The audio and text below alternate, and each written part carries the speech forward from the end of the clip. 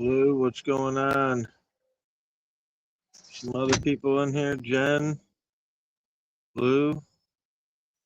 Sorry guys, I'm on my phone and it's kind of small to see the comment section area, but wanted to go live tonight. We'll wait for some folks to get up in here. I know some people wanted to hop on panel too, so I posted the link if anybody wants to come up. Let me see, I'll try to post it again.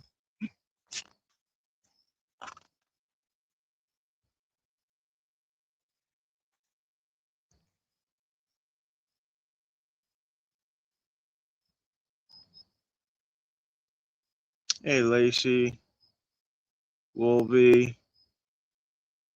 What's up, Accountability Angel? Jenny, of course. Lou, I hate bullies. Good to see you, brother. New Mexico citizen, always a pleasure. My boy Lou Skunt in the house. Mark, good to see you. All right, guys, we'll wait for some folks to come up in here.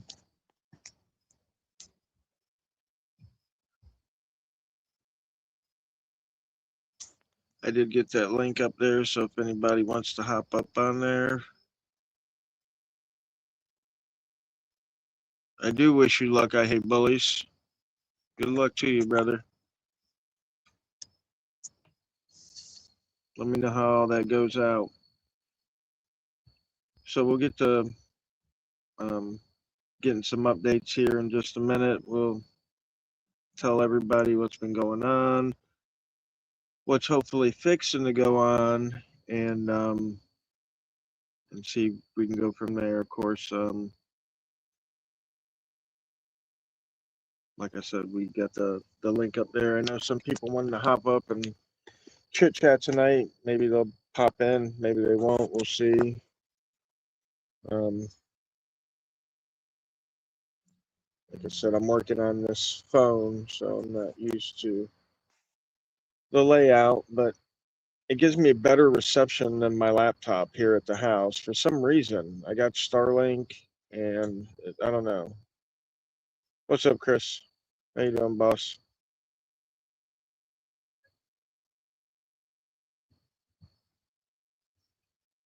So we'll give it another 30 seconds, then we'll start getting into it. Make sure everybody has a chance to get in here. Grab something to drink. I don't know how long we'll be. Depends on what's going on, who jumps up, what we hit, what the topics are. The topic, Chris, my friend, is me, my friend. That's the topic tonight. At least for a little bit, right? I'm going to be doing some updates and going over some stuff, that kind of stuff. Somebody said I'm here. I don't see who that is. Eric. Eric, what's up, Eric? So, okay. People have had time to get in here. They can rewind it if they like. So, first and foremost, let's talk about the Social Security case. As you guys know, me and Foshin lost a trial not last December, but the December before last, December of 2024, I'm guessing. Yes. That's when we lost the trial, and we put it in appeal, and it's been an appeal ever since. We still have not heard nothing about that case. Now, our case was originally tried before a magistrate judge. So the appeal is just an appeal to the district court judge. If for some reason that doesn't go our way there, I will be, and I'm sure Foshin will as well, be appealing it to the 11th Circuit, right? So that's what's up in our Social Security case as of today, right now. Just check the mailbox, nothing in it from the court. So That's where we are in the Social Security case. For those of you that have been following me for a while and you know about the Social Security case and everything, for those of you that don't, it's back in my videos. Second case I'm going to talk about is the Georgia case, the one that I am on probation for right now. That case is, I have filed the paperwork for habeas corpus in the Northern District Court of Georgia. They sent me paperwork that I needed to fill out. So I filled that out and returned it. And from what I understand, the opposing party, the state of Georgia, has 60 days in which to file a response, a reply as to why my writ of habeas corpus should not proceed. So we got 60 days to wait on that. So probably another 45 days, at least, probably somewhere around there on that. And hopefully we'll see some action on that soon. Now, as far as my probation goes, that is supposed to be up in May. Okay. As everybody knows, I'm still fundraising for the fines and the fees in order to pay to get off probation. That link's been in most of my new videos. And if I have any mods in the chat, if they could throw that up as well. What's up, Cammed Up Caveman? Remember, guys, anybody's able to come on up. Caveman, you want to come up and chit chat? You're more than welcome to, brother. Been a minute since I saw you. Hey, Chris Bell. Good to see you, sir. So I'm getting pretty excited, getting pretty stoked. We have a couple of stories that we are already working on and getting ready to go and get some information on some of that stuff. Even before I'm off probation. So I'm hoping to get that going. That'll be this month, but two more months until I'm off probation and I could get back on the street. And I'm not going to say full time right away because I'm still working my regular job, and I'm going to try to transition because it costs money for me to audit. So you know, I don't want to leave the family broke. So I won't. See you later, Wolvie. So I won't be full time right off the bat, but I will be going out locally and in the near vicinity of the state right away, and retesting a lot of these facilities that haven't seen me in years. Maybe they've seen you know, Liberty Troll or J Town or some other folks, but there's definitely some places that I want to check out that I don't think anybody's hit yet. That we'll be definitely going to as well. So yeah, pretty excited about that. I don't see anybody taking the link to come on up.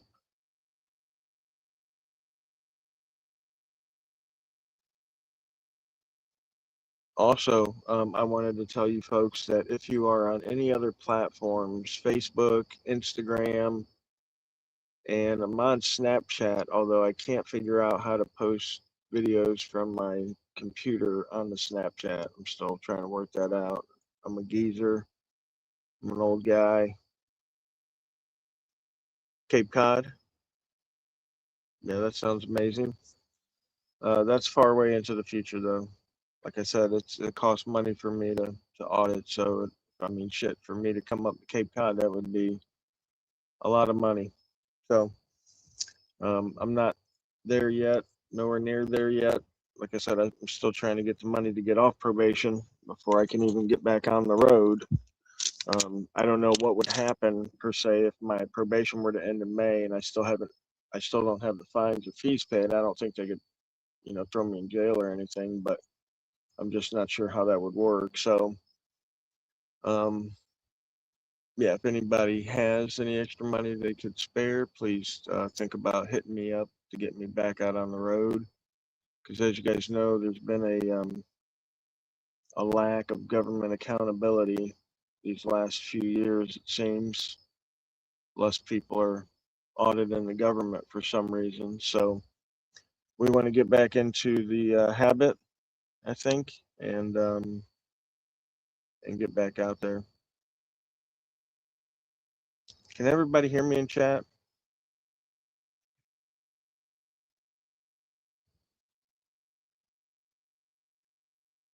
Thanks, Forward Observer. Yeah, we can't wait to get back out there. I'm going to be taking Rights Crispy with me to a lot of spots too. Going to do that Crispy Nation thing up. So we're pretty excited. We're definitely going to be hanging out with, okay, everybody can. Perfect. We're definitely going to be hanging out with some of the older other guys as well. You know, me and Auditing County, we always like to hook up. Me and him, we work well together. So we've already been talking about that. Dan came down last week, actually, I believe it was, for vacation. And we hung out for the day, me, him, and Rights Crispy. So, so yeah, we're definitely going to be getting back to the old tried and true. You know, we're going to be back doing credit card audits. We're going to get a lot more in depth with those. We're going to do a lot more follow through with those. So it's gonna take some time, obviously, to do some of this stuff, because I really want to get to where we're exposing more and more of this stuff, not just going in and catching them, obviously, you know, violating rights and, you know, being stupid and egotistical and, you know, bullyish and childish and stuff like that, because we already know all that, right? Hi, eyes on the mate, or eyes on the audit, eyes on the mate. What's up, eyes on the audit? Yeah, so we definitely want to, you know, start getting these guys and getting them out of office, getting them out of these positions, exposing them to the local community, um, you know, letting the court of public opinion handle it. So, what do you guys think about that? Do you think that's a worthwhile cause?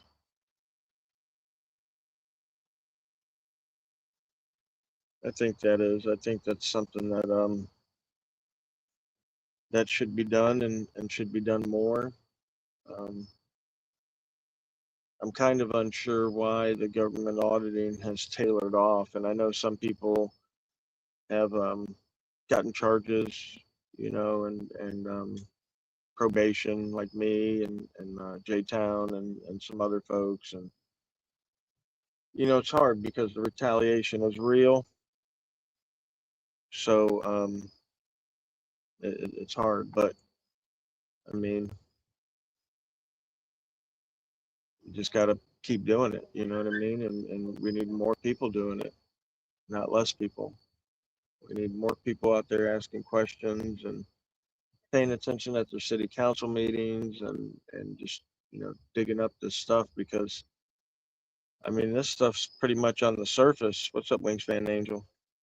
This stuff's pretty much on the surface, right? I mean, you don't even have to dig hard to find a lot of this stuff. They you know, so used to nobody even caring what these people are doing in office that it's just almost so blatant, you know, like those credit card receipts you guys went over with me. I mean, it's just right out on Front Street. So, especially their travel, you know, and you would think, thank you, whoever sent me a super chat for 20B. Not sure who that is, but thank you. I can't see who that is. I'm on my phone, guys. I'm sorry. I might be missing some comments, but I don't think I'm missing anybody in in the basement. I don't see anybody in the basement, so nobody's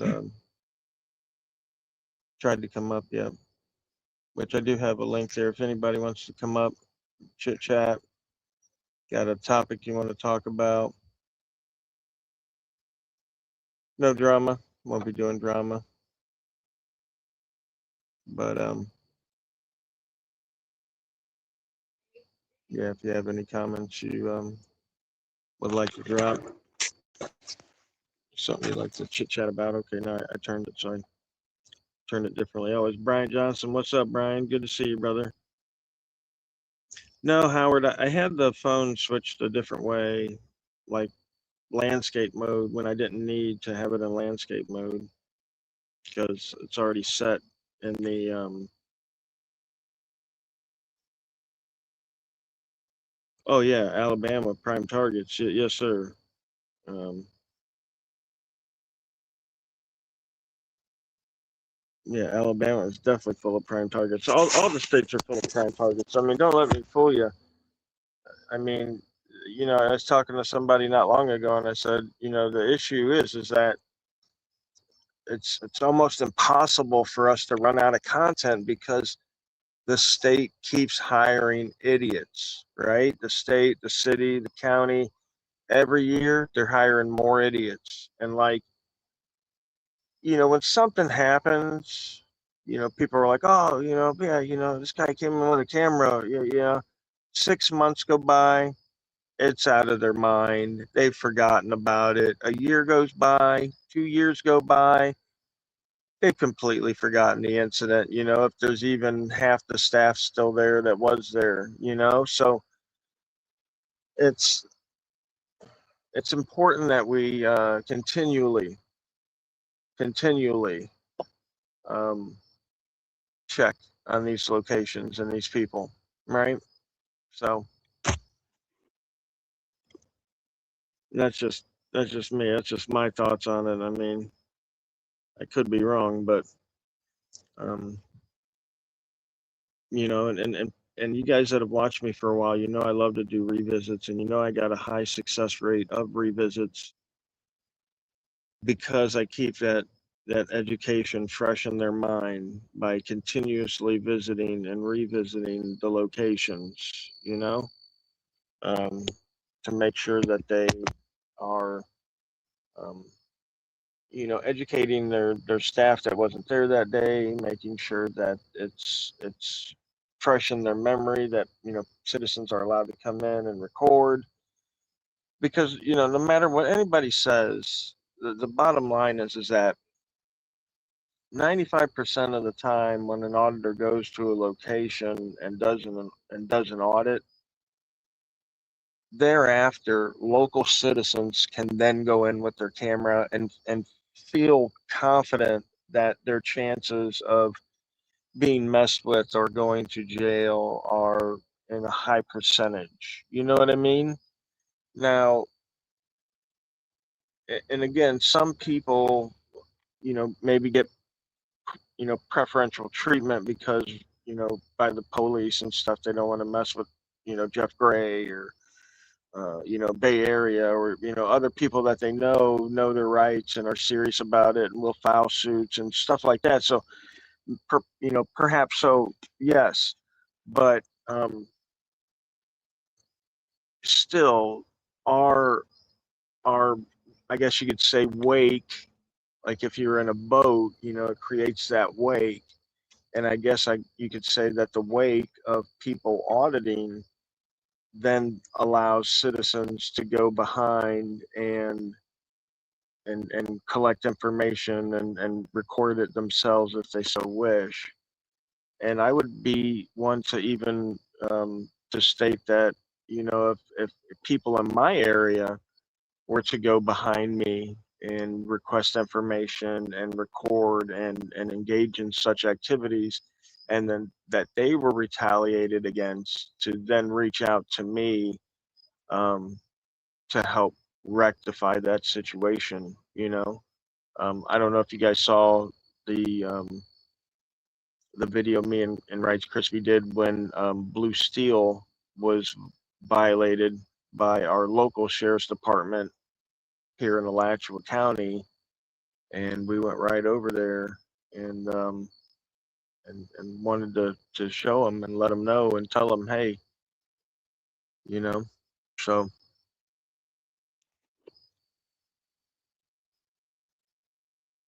What's too slow, Brian?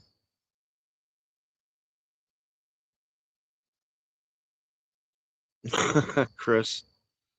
Is Rights in here? Yeah, they all want dominion over others. But here's the thing, and this is the thing, is that we just need to wake people up. That's the whole thing. We just need to wake people up.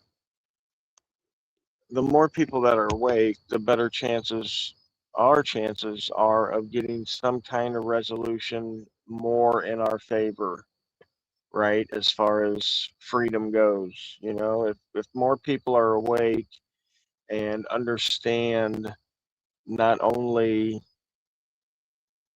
I guess you could say, what's at stake, but also how they are violating and manipulating, then we're going to stand as a much stronger force. Because right now there's a lot of people out there that are blinded to what's really going on here in the world. I mean, they think tonight is just another night. They don't understand. Even though there's war in Iran, and the Digital Currency Act just passed, and AI is getting ready to balloon up and take over most people's jobs, along with robotics. And they said Google has figured out quantum computing now, and so there's a lot of changes that are going to be coming in the next 3 to 5 years, maybe 10 years at the most, at the outset, that is going to change everything in our world. And none of these people even begin to even fathom what's happening right in front of their eyes. So it is what it is as far as that goes. Hold on, I got somebody in the basement. Oh, it's Sci-Fi Bry. What's up, Sci-Fi Bry? Hang on. Yeah, if you think about it, a year and a half ago, we weren't looking at these videos like they were altered by AI, right? There has been a new generation of videography that's actually kind of sickening. And, what are your thoughts on AI videos? Well, I mean, they're AI. I mean, But here's I the mean, thing. I mean, nowadays you have to have another app or another instrument to detect that. How do you go ahead and just watch a video and say, you know what? Some of us, we know what, Well, listen here. Listen, here's a tip for everybody, right? And you're exactly right. AI is getting to be where you need apps to detect it or whatever. It's getting incredibly good, right? And in 2 to 5 years, it's going to be unrecognizable from the real thing, right? So, what I would be looking to do would be to try to put some money into some kind of company that's offering proof of humanity, right? Because that's going to be the next frontier, right? It's going to be being able to prove that you're human, yeah, you're not an AI, and that what we're seeing is legitimate, right? Because, like you yep. said, people are going to be fooled. They're going to be fooled easy. They're going to want some kind of reassurance, right? And it's Well, going to it's be, it's gotten to the point where preachers are using Chat GBT to make their scriptures or their sermons for Sunday morning. It is, and now they have came out and said, no, we cannot use AI for that. The Vatican or whatever said. But I mean, how do you think that it affects, or will it affect, the First Amendment that's already been, because we don't have AI. You know what I mean? It's such a weird thing to talk about as far as the First Amendment and stuff. We're out here getting raw footage, but how do you determine if it's real or not? Well, that's what I'm saying. There's going to have to be some kind of proof mechanism, right? Because Yeah, there's no other way. I mean, yeah, literally, there's no other way that you will be able to look at something and trust what you're seeing, right? So there's going to have to be some kind of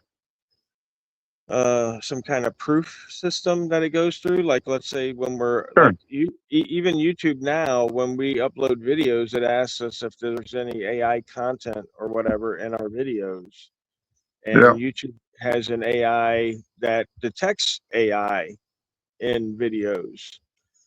sure. So, I mean, that's going to be a thing for sure. But I mean, like, as far as like interacting online, because they have AI agents. Like, you could be thinking you're talking to Rogue right now, and you could be talking to an AI agent. In 5 years, you won't know the difference, especially if you don't see my face. But even the videos Yep. they got, of the AI agents, of the AI influencers. I mean, it's dude, it's getting real good. It's getting real Yeah. good. So, um, yeah, there's definitely going to be a market for proof of humanity.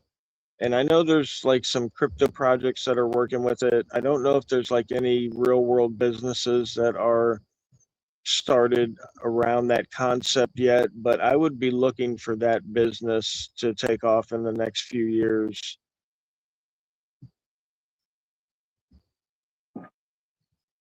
How do you feel that AI might affect the First Amendment auditing community? Well, I mean, I don't think it's going to affect it like it would affect perhaps other industries, right? Where, like, let's say you work in a data center, and AI could obviously input the data into the computer Yeah, faster and more efficient than a right. human. But I don't think like an AI robot is going to go around and audit the government. So I don't think I'll be out of a job. I actually think people are going to want to see more of me out in the government, because things are going to get What if crazy what if in what the next if few years. police cameras, right? They have Hmm. police cameras that are filming, and all of a sudden they implicate AI into their cameras, right? So when you get the footage, it's altered and it's not raw footage. Do you think anything like that might be coming down the pipe? Absolutely. 100%. I mean, you can almost bet your life on that. You bet. You know what I mean? Like, police lie now, and they erase body cam footage, and they destroy it, and they do all this other stuff. I mean, it's not a logical leap of any kind of chasm to imagine that they would spruce up body cam footage with a little AI tweak of a suspect like But I slapping them mean, or okay, something. You know okay, what I let me mean? let me elaborate. Within the Constitution or within the law, do you think they still have, it still holds water? Now, what was the question? If you know all these things we're talking about changing or whatever, do you think it's all within the law, within the First Amendment, within whatever amendments, these newer, the AI coming out, I'm sorry, but you laid it down so elaborately in the last what you said. But yeah, the question is with AI, right? These videos that we are seeing or producing as um First Amendment auditors or whatever, do you feel like they're gonna maybe put a ban on First Amendment auditors? I mean, I wouldn't see why or how. What do you mean? How would that even come about? What are you even talking about?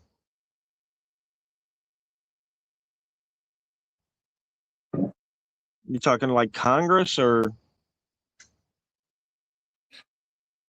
No. I mean, okay. I was trying to make a point about AI, right? So, do you feel like AI is gonna,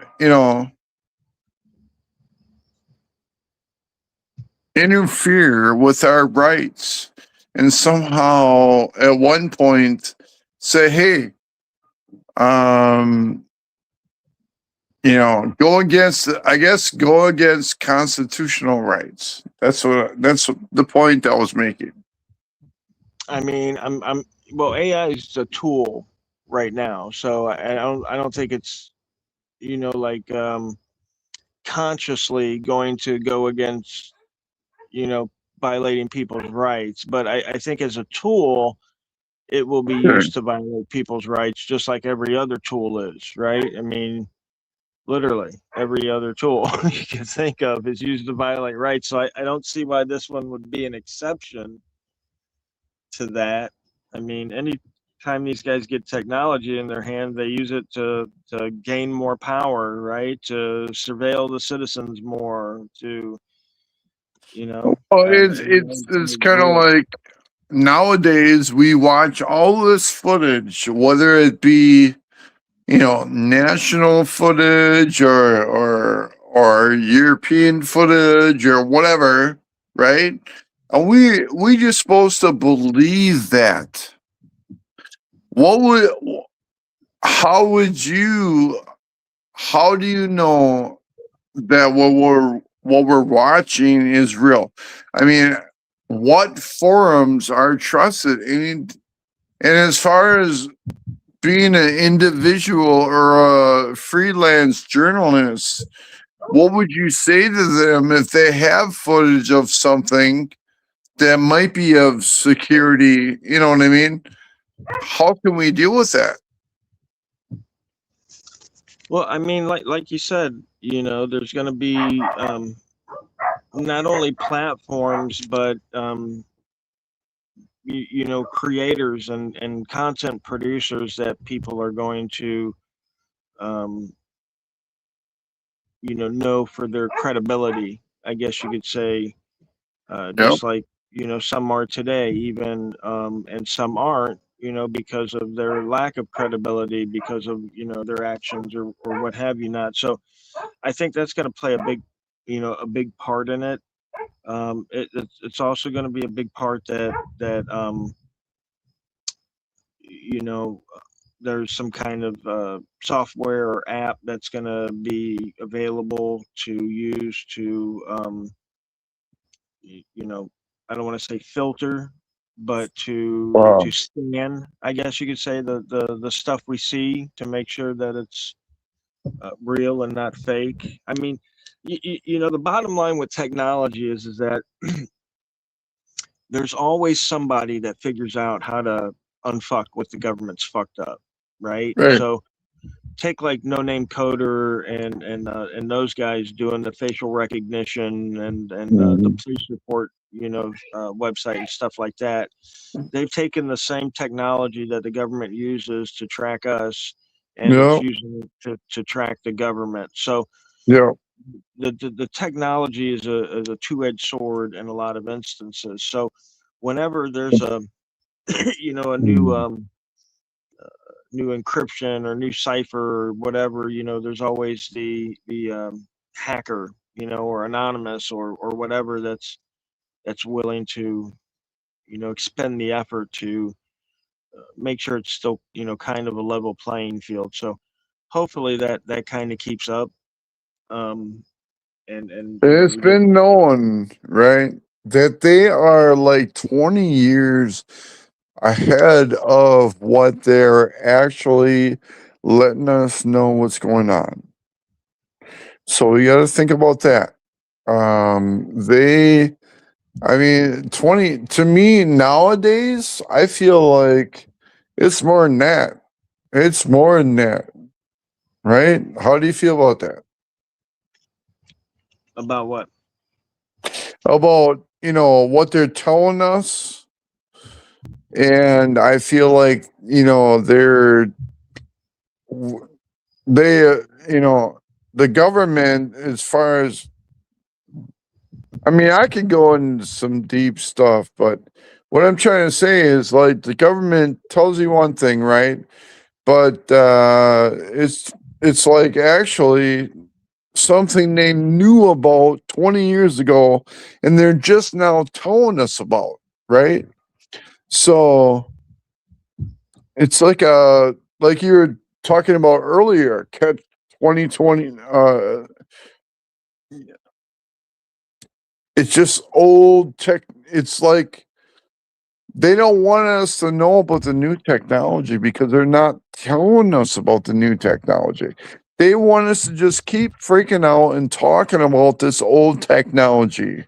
Bro, are you hearing me? Okay. Yeah. That's the plan, right? Um, it's about the people to be humbled and pushed down.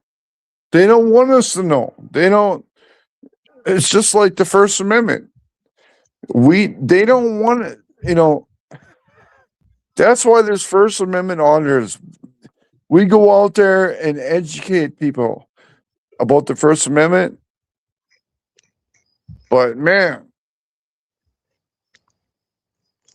Well, don't that's, give me. they don't want people to know their rights, and they don't want people to know what's going on with technology and even the news. I tell people that if it's on the mainstream news, that it's either no longer news or it's made up to begin with, right? Because Yeah, they don't want you to know what's going on. They want you far down the information ladder, right? So the shit that's getting to you is shit that's like last week's news, So they like keeping us in the dark and feeding us shit like mushrooms, and that's pretty much how it goes. Because their yeah. plans, So like when they approach you, said, they always want to ask, "Are you an attorney? Have you been through the academy?" You know, like a normal citizen can't be aware and exercise their rights. but they think they're a normal citizen, and they don't understand the laws or their rights. So why would this normal citizen?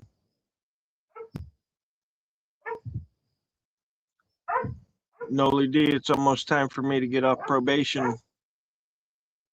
I got 2 more months, so I'm going to be actively fundraising here on out for the next 2 months to try to get these funds up to get back on the road and start, you know, getting back to keeping these guys' feet to the fire. Oh yeah, hey, I'm gonna help as much as I can, but I'm gonna jump off. I know every time you go live, you help me up. You get me up, and I love our conversations. You guys, if you didn't know about Road Nation, he is a top-notch researcher. He started out in prison, and he is a great friend of mine. And I'm just going to tell you, Rogue, much love, and I'll see you next time, okay? Sure thing, partner.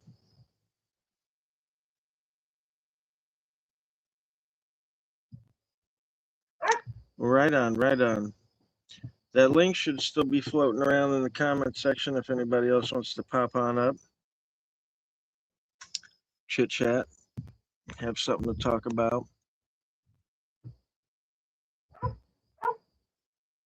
I haven't done, I told you folks I would do a video on the Digital Currency Act. I haven't forgot that. I've just been super busy. I'm trying to, get these other platforms set up. I'm trying to get oh yeah, that's right. I have a majorly awesome YouTube channel. That is where all my new audits are going to be released. So I need to get up to 1,000 subscribers. So if you haven't, please go over to the Majorly Awesome YouTube channel and subscribe. If you are on Facebook, Instagram, or Snapchat, you can find me under Majorly Awesome there as well. Please like, share my stuff on all of those platforms, any of them that you're on, to help boost up the reach of the content. So I'm going to try to get this stuff out to as many people as I can. I've been doing great on Facebook these last 2 months. I've been posting a lot of my older stuff, moving my older stuff over there because it's a new page. And people are loving it over there. But man, there's so many bootlickers over there. It's crazy. Crazy how many bootlickers are on Facebook, man. But that's all right because they're driving the algorithm. They're giving me clicks and views. Like they're always tell me that that's what I'm all about. These guys are not the brightest, uh, apple in the bunch, I guess you could say, because it's like, let's say for whatever reason you don't like a political party, Republican or Democrat, take your pick, whatever, it doesn't matter. Let's say you don't like a political party, and you would never ever donate to that political party, but yet you go to companies and buy products from companies that take that money and then donate it to the party that you don't like, that's keeping you oppressed, whatever. But obviously both parties are doing that, but you see what I'm saying. So these guys, they're coming over and attacking me on Facebook, but in the meantime they're driving 25% of my views, they're driving 40% of my interactions, because every comment and even a down vote is an interaction. Hold on, we got somebody in the studio.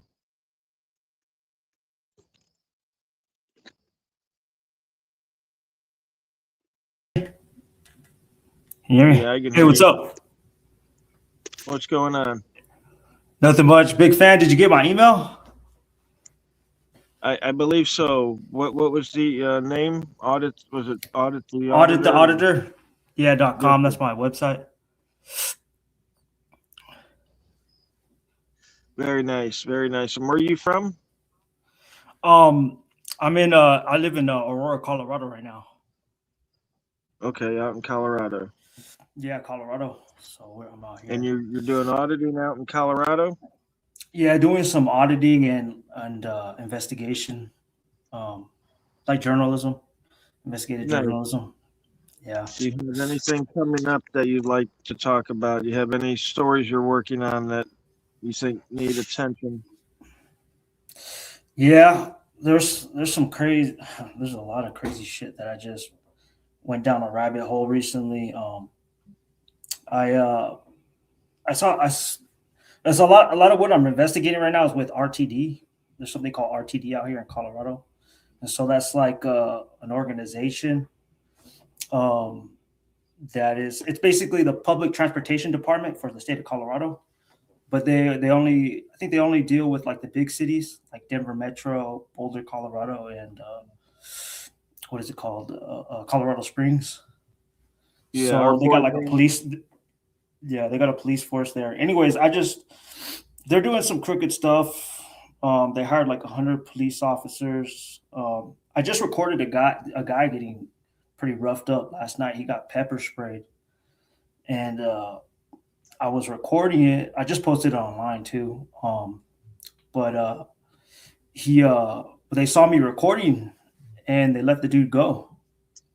And I'm like, why would you pepper spray somebody, shove them against the wall, three guys, three big ass dudes, and just let them go because they saw me recording. And I posted some of their body cam footage from a previous arrest online.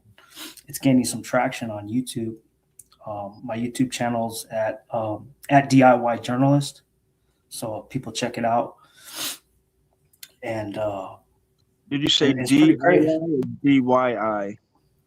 DIY, like do it yourself. DIY. Okay.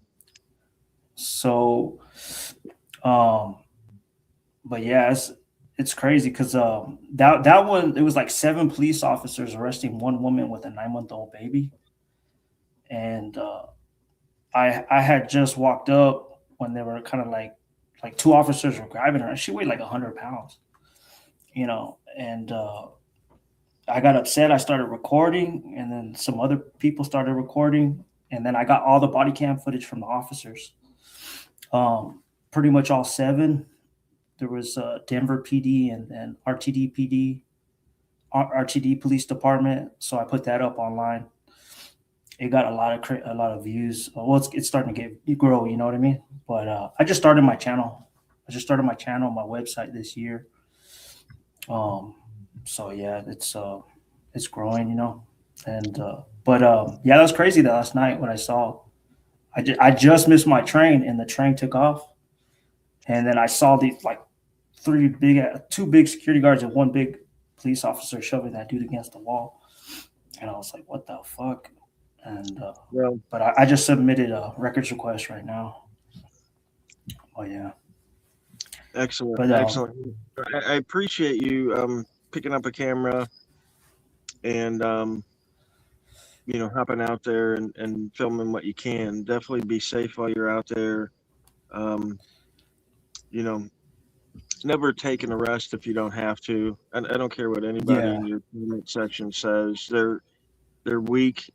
They're weak. That's why they're at home on the couch watching you and not out there doing it themselves. You know what I mean? Don't listen to that. Most of the time they're probably trolls that just want to see us get arrested anyway. They're just trying to pump us up. You know what I mean? Like you don't have to worry about that. If they violate your rights and you get on camera, you've got a case. Especially out there in Colorado, there's been a lot of good cases that have been settled out there in Colorado. So yeah, it's pretty bad out here, especially in Aurora. They have a ton of lawsuits. Like, I mean, they spend at least a couple $1 million a year on lawsuits. It's pretty insane. If you just go on YouTube and be like police brutality or case settlement lawsuits, you'll see some stuff. I didn't think it was that bad out here when I moved out here, and yeah, apparently it's pretty bad. This guy that's on the screen right now, he's from your neck of the woods, Colorado, and he'll tell you he's definitely an old school cat, Brian Johnson. So reach out to that guy. He'll give you the rundown on the area for sure. He's got a lot of intel out there. I know for a fact he's got a lot of intel for stuff out there. But so he'd be good to look up. But what's his name again? I'll write it down. It's Brian Johnson. You'll see him you'll see him in the chat there. I'm sure he's heard your channel name. And Piner, I know I saw Piner in here. I thought I saw Lou. I don't know if Lou's still in here, but if any of my mods are in here, put this gentleman's channel link in the chat there so Brian could check him out. It's DIY?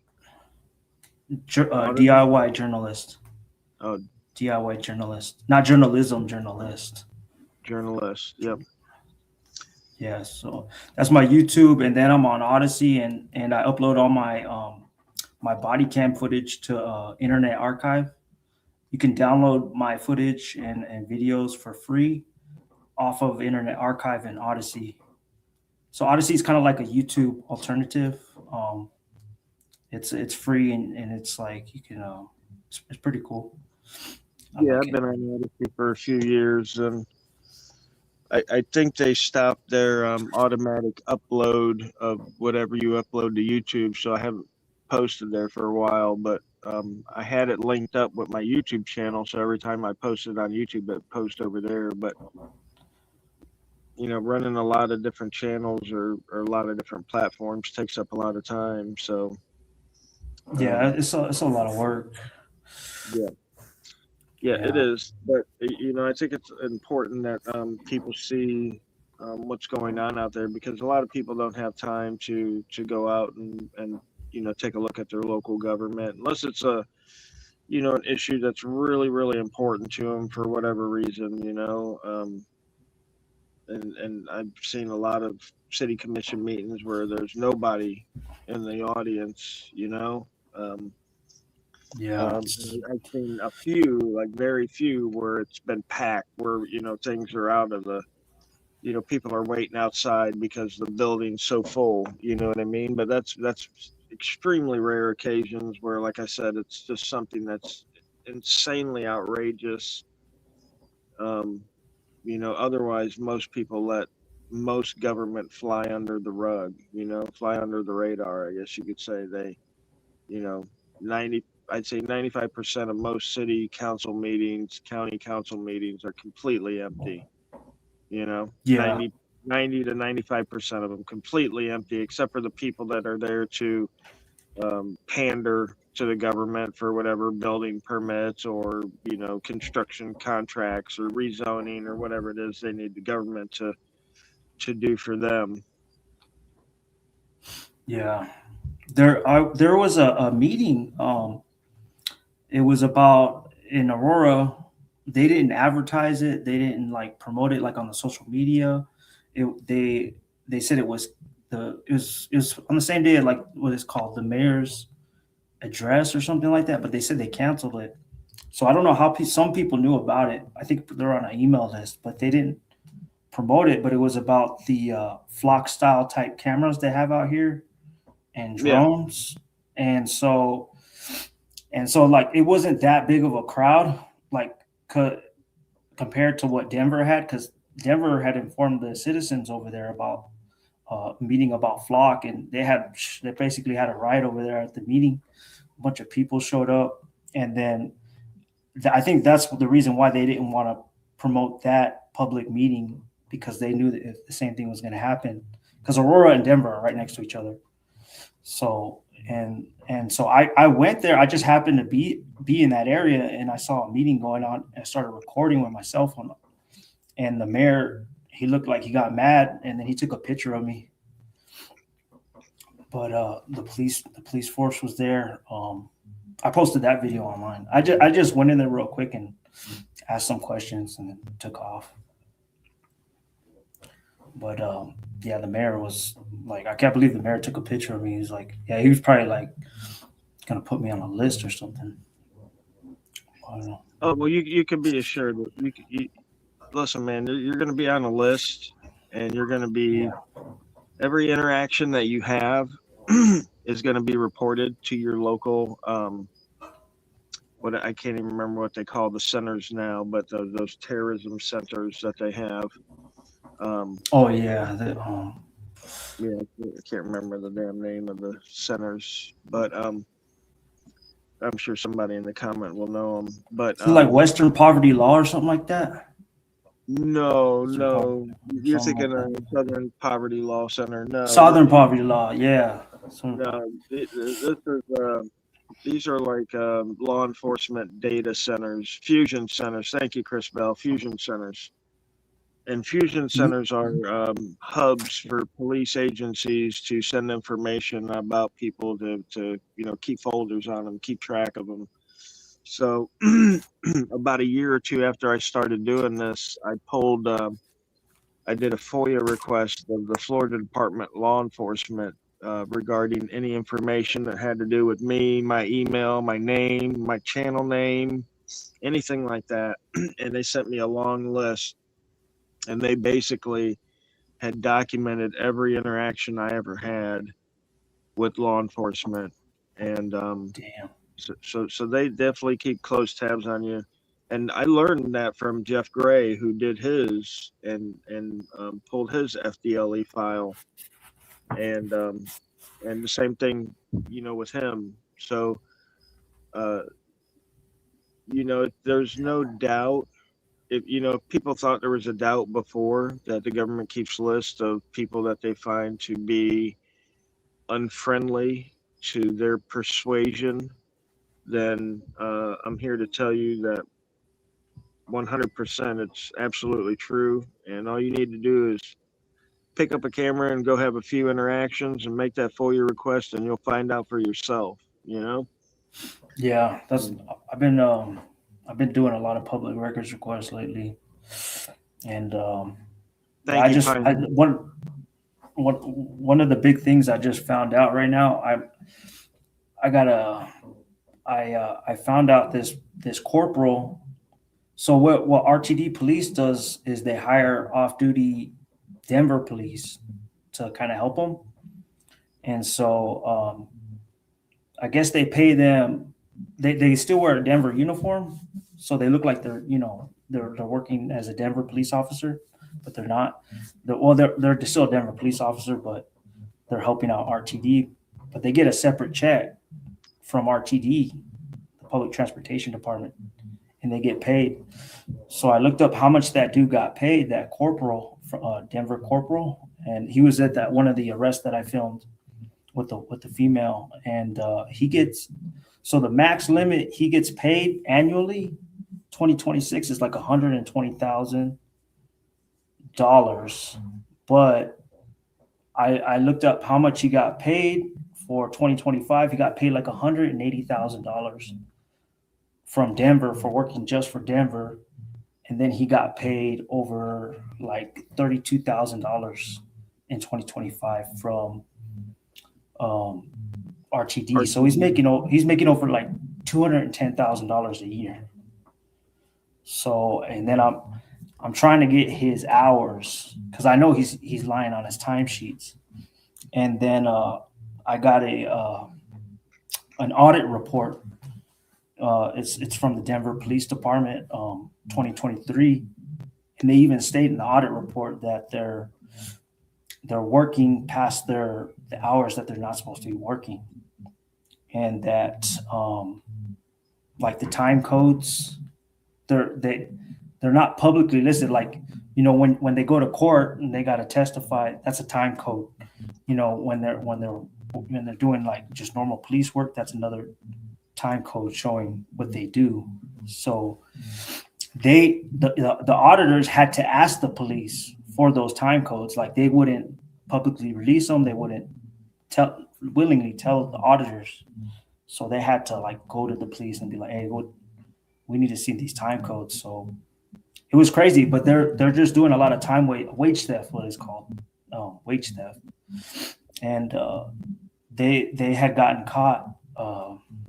I saw a story maybe like 5 years ago, 3 officers that worked for what is it called? The courthouse. They got in trouble, but it's pretty crazy. So I have confirmation that he's getting paid over $210,000 a year, and so I'm just waiting. I just gotta wait for his timesheets. I'm gonna start seeing how many hours he worked in 2025, which is gonna be some kind of crazy amount, impossible. So yeah, that's crazy. All right, well,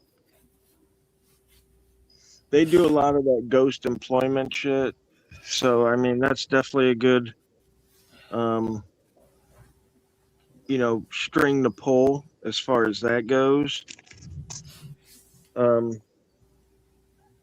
It's just, and again, I don't know how it is out in Colorado, but here, the Florida State Highway Patrol, they do the, highway construction jobs. And so the way it's set up is that the DOT makes it so that if you're doing construction work on the highway, you have to hire the Florida Highway Patrol to run lights for safety, whatever. Yeah. there's no statutory fee set, right? So what I found, what one guy was doing was he was charging companies $100 to $150 an hour, and he was giving these guys 20 to $50 an hour, maybe, you know, and Yeah. he was just making. He was a lieutenant. He was making, I believe, $80,000 $80,000 a year as a salary, and he was making, I want to say, like $300,000 to $400,000 a year doing the side jobs, setting up the side jobs for the other troopers, Yeah. and So what, he was taking a cut from oh the yeah, other officers? so he wasn't just robbing the people, right? Because he's robbing the people because he's overcharging these construction companies, which are then charging the government, which obviously, as we all know, the government has no money, so they getting tax money to pay for these roads, right? So he's Yo. robbing the taxpayers, and then he's turning around and he's robbing his own guys because he's making double what they're making, and he ain't doing any of the work, right? He's just Yeah. assigning jobs to these guys. So the reason I found out about it was because one of his guys had given me a call and let me know what was going on. So it's Crazy. just, yeah, it's just crazy. Yeah. You know what's going on. And guys, I can see all the comments, so sorry if I'm missing some. I know Maiden was in here. She was saying something about censorship, so I don't know if somebody censored Maiden, but Maiden's awesome. So please don't censor Maiden.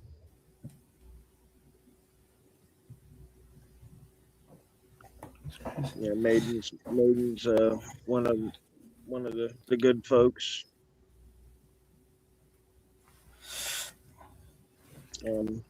But everybody in my chat that I've seen so far should be good folks. So, but again, my chat window is very small. I get to see like a comment at a time. So when there's like 2 or 3 comments at a time, shit scrolls up fast, and I don't get to see it. So I'm sorry about that, guys. Like I said, I'm working on my phone tonight. Yes, definitely censorship. I definitely saw that. I just wanted to make sure no one was trying to censor Maiden on the channel here.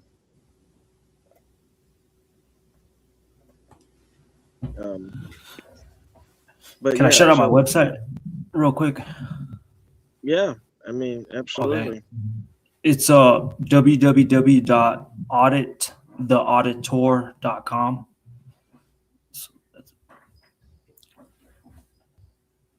That's my website. I don't want to make my YouTube channel that, because I guess there's a guy who has a channel. It's Audit the Audit. Yep. Audit the Audit. So I didn't want to kind of like make it too similar or step on his toes. But my website's that, and on Odyssey it's Audit the Auditor, but he's not on Odyssey. Yeah, no doubt. But yeah, I mean, you're gonna have lots of ups and lots of downs. You're gonna, see things that you thought couldn't be possible, or that Yeah. we all hear stories, right? Like we all hear stories about corruption, and ads popping up during chats now. What the hell? I don't know how to get that to stop, guys. I'm sorry. That's must be on YouTube's end here. But I'll have to check that out next time I go live. And then I kind of lost my train of thought there. Sorry about that, guys. Howard says all this has been going for decades. Yes, it has, Howard. Yeah, there's just, when I hear stories before I started, we all kind of said, well, that's possible, it could have happened, That's horrible, but that's possible. But after a few years in this, I was like, I had seen so much more than what I'd ever been told was possible, and um, it just went beyond my wildest expectations. Right, like Yeah. some of the shit I found out and brought to the attention of my subscribers even was just insane. There was a cop in Dothan that had 3 years worth of drug cases evidence in his car. Cocaine and marijuana, you know what I mean, and guns with serial numbers filed off, and like and it was funny because we got all the information on this guy. We got his they obviously busted him, but nothing happened to him. But they found the drugs in his car. They put him through an internal affairs investigation, and we got all that. They did a lie detector test on the guy, and we got that. And through his lie detector test, we found out that the guy doesn't use drugs, and he doesn't sell drugs. Right? So why does this guy have all these drugs in his vehicle? And he's a collector. Yeah, right. Yeah, he's Pokemon. Pokemon. He's a hoarder. But this was around the same time that there were a lot of accusations of the Dothan Police Department planting drugs on citizens. And nothing ever came of that, and people ended up dismissing the story and stuff like that. But with this guy in the mix, I mean, there doesn't really seem to be anything that he would have those in his possession for, if not to use, sell, or plant. You know what I mean? Yeah. I mean, you clearly. Did this just happen recently? No. This was years ago. And the guy, like I said, nothing happened to the guy. He actually became a private investigator. He might still be a private investigator there in Dothan, Alabama, but he ended up becoming a private investigator there in Dothan. So basically, he lost his job, but he got another job where he probably charges more money and gets to work with his old buddies at the sheriff's department. You know what I mean? Like, that's pretty much how it turns out to be. Because again, like I said, I do believe that this guy was planting drugs, just like Zachary Webster in the Panhandle. I believe this was a cop that was planting drugs on citizens, or he was the drug plant car. So like when his cop buddies needed to get something on somebody, they called him over. He was their backup, right? He would bring the drugs, and they would go to his car and get the drugs, and then go plant it, and bam, now I got an arrest. So I mean, that's the kind of operation I'd think that would amount to. Again, and these are all just meanderings, allegations. Nothing was ever proven, except for the fact that he, obviously had 3 years worth of drug evidence in his car, and nothing happened to the guy. Nothing happened. Right, but I mean, as far as what he, did with the drugs, or intended to do with the drugs, or might have done with the drugs, that's just, me thinking aloud what, could the route possibly be, right? Because you can't be that incompetent, right? You've got 3 years of drug case evidence in your vehicle, right? I understand that the academy's only 8 to 12 weeks. I understand that, but surely they have to go over like collecting evidence and then actually putting that evidence into the evidence room, right? Like they didn't just leave out the whole putting it into the evidence part, right? They didn't just say, hey, you get evidence in a bag, you throw it in your car, and then you go fishing. Right? Yeah, like he was Barney. What is it? Barney from What's that old show? Mayberry. Now Bond, I say Bond. Can you get them drugs out your trunk? He left the drug. He's kind of like a slow guy. Exactly. Goofy. This is lower Alabama, but so yeah. Yeah, and DJ Plass makes an excellent point right there. Let me put it on stage. She says, "Who knew what he collected versus what was in the car?" So that's exactly right. Like he could have collected a lot more than what they ended up finding in the car. But like I said, Dead there's bodies. no reason. Yeah, there's no reason to just have that stuff, right? And it literally, like we're talking 3 years worth of evidence. So let me give you a visual description that you would you could better comprehend of how much was in this dude's car, right?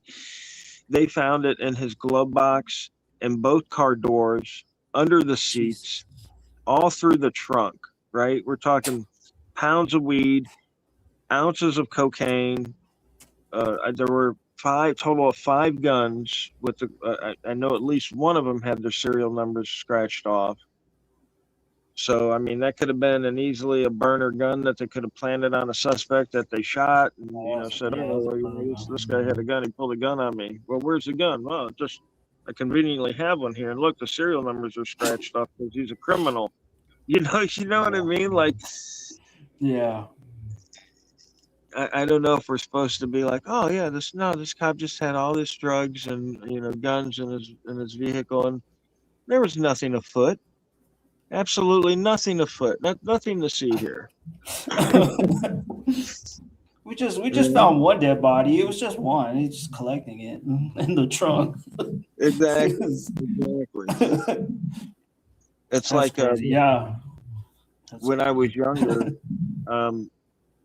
me and my wife, we used to know this young lady who was a dancer, an adult dancer, and she grew up with this Lake County, Indiana cop. Which, if you don't know Lake County, it's one of the most corrupt areas in the country. It's got Gary, Indiana there. It's been recognized by like when Bobby Kennedy was the Attorney General of the U.S. back in the 60s, he made a point to talk about Lake County, Indiana, with how corrupt it is. Just an extremely corrupt area. But she grew up with this guy who was a Lake County cop. And so we would go and hang out over at her house. And I've been friends with this girl for years as well. I didn't know her buddy Rob is his name, Lake County cop. And me and my wife, we would go over there, we'd hang out with her and, chill. And he would come over, right? And he would come over like a Friday night, and he would come over there to do cocaine with her that he confiscated off of kids during the week, right? And he comes over there and he's trying to be all buddy and pow with me and shit. And I told my not my wife, but our friend, I told her, I'm like, I can't hang out here. I can't hang out here with you while this guy's here. I'm like, I said, the next thing you know, real cops are going to come down the street and this fucking asshole's going to pull out his gun and point it at you and be like, look, I got her. Here's the stuff.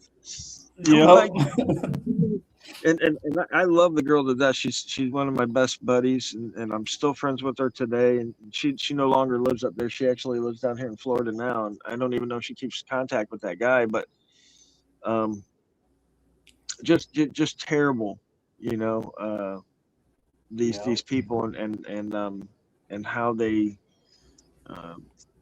manipulate the law for their benefit and use it to destroy citizens' lives and such like that. So yeah. Hey Wolvie, I'm sorry, brother. YouTube sucks. Huh? Oh, Wolvie's in the chat. He said I'm back. YouTube sucks. He must have got booted or something must have happened. Oh, okay. But yeah, so I mean, I've known from a young age that these guys, they can't be trusted. I mean, cops are bad enough, especially uneducated cops. But even worse than that is a dirty cop, right? Like, Yeah. because they will turn on anybody at any time to protect their ass. Um, so Yeah. yeah, I don't even want to have anything to do with those people. But um,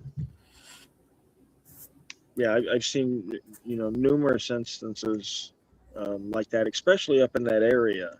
I had another buddy that lived in Hammond, and right down the road from him, a Hammond Police Department officer lived, who was a canine officer, and he would bring his canine over to my buddy's house, and they would have the dog look for weed in my buddy's house because my buddy used to smoke weed. So um, it just crazy, just crazy that these Yeah. people are hypocritical, and I don't know how they could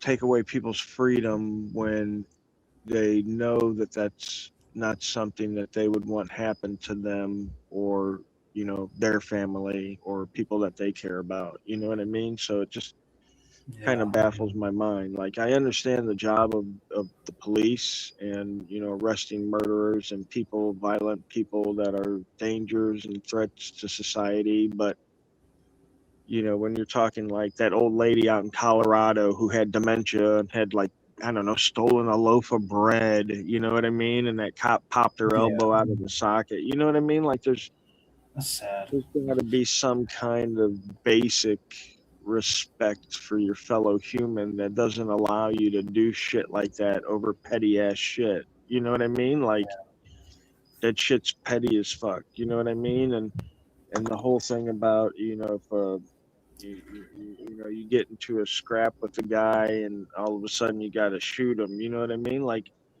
I think it's okay if a cop gets his ass whooped every once in a while. It's okay if I get my ass whooped every once in a while. I think it's okay for a cop to get his ass whooped once in a while, especially if he's being an asshole, he's doing an unlawful arrest, that kind of shit. You know what I mean? I don't Yeah. think that the punishment for slapping around a disrespectful, unlawful ass cop should be the death sentence, right? You know what I mean? Just like Yeah.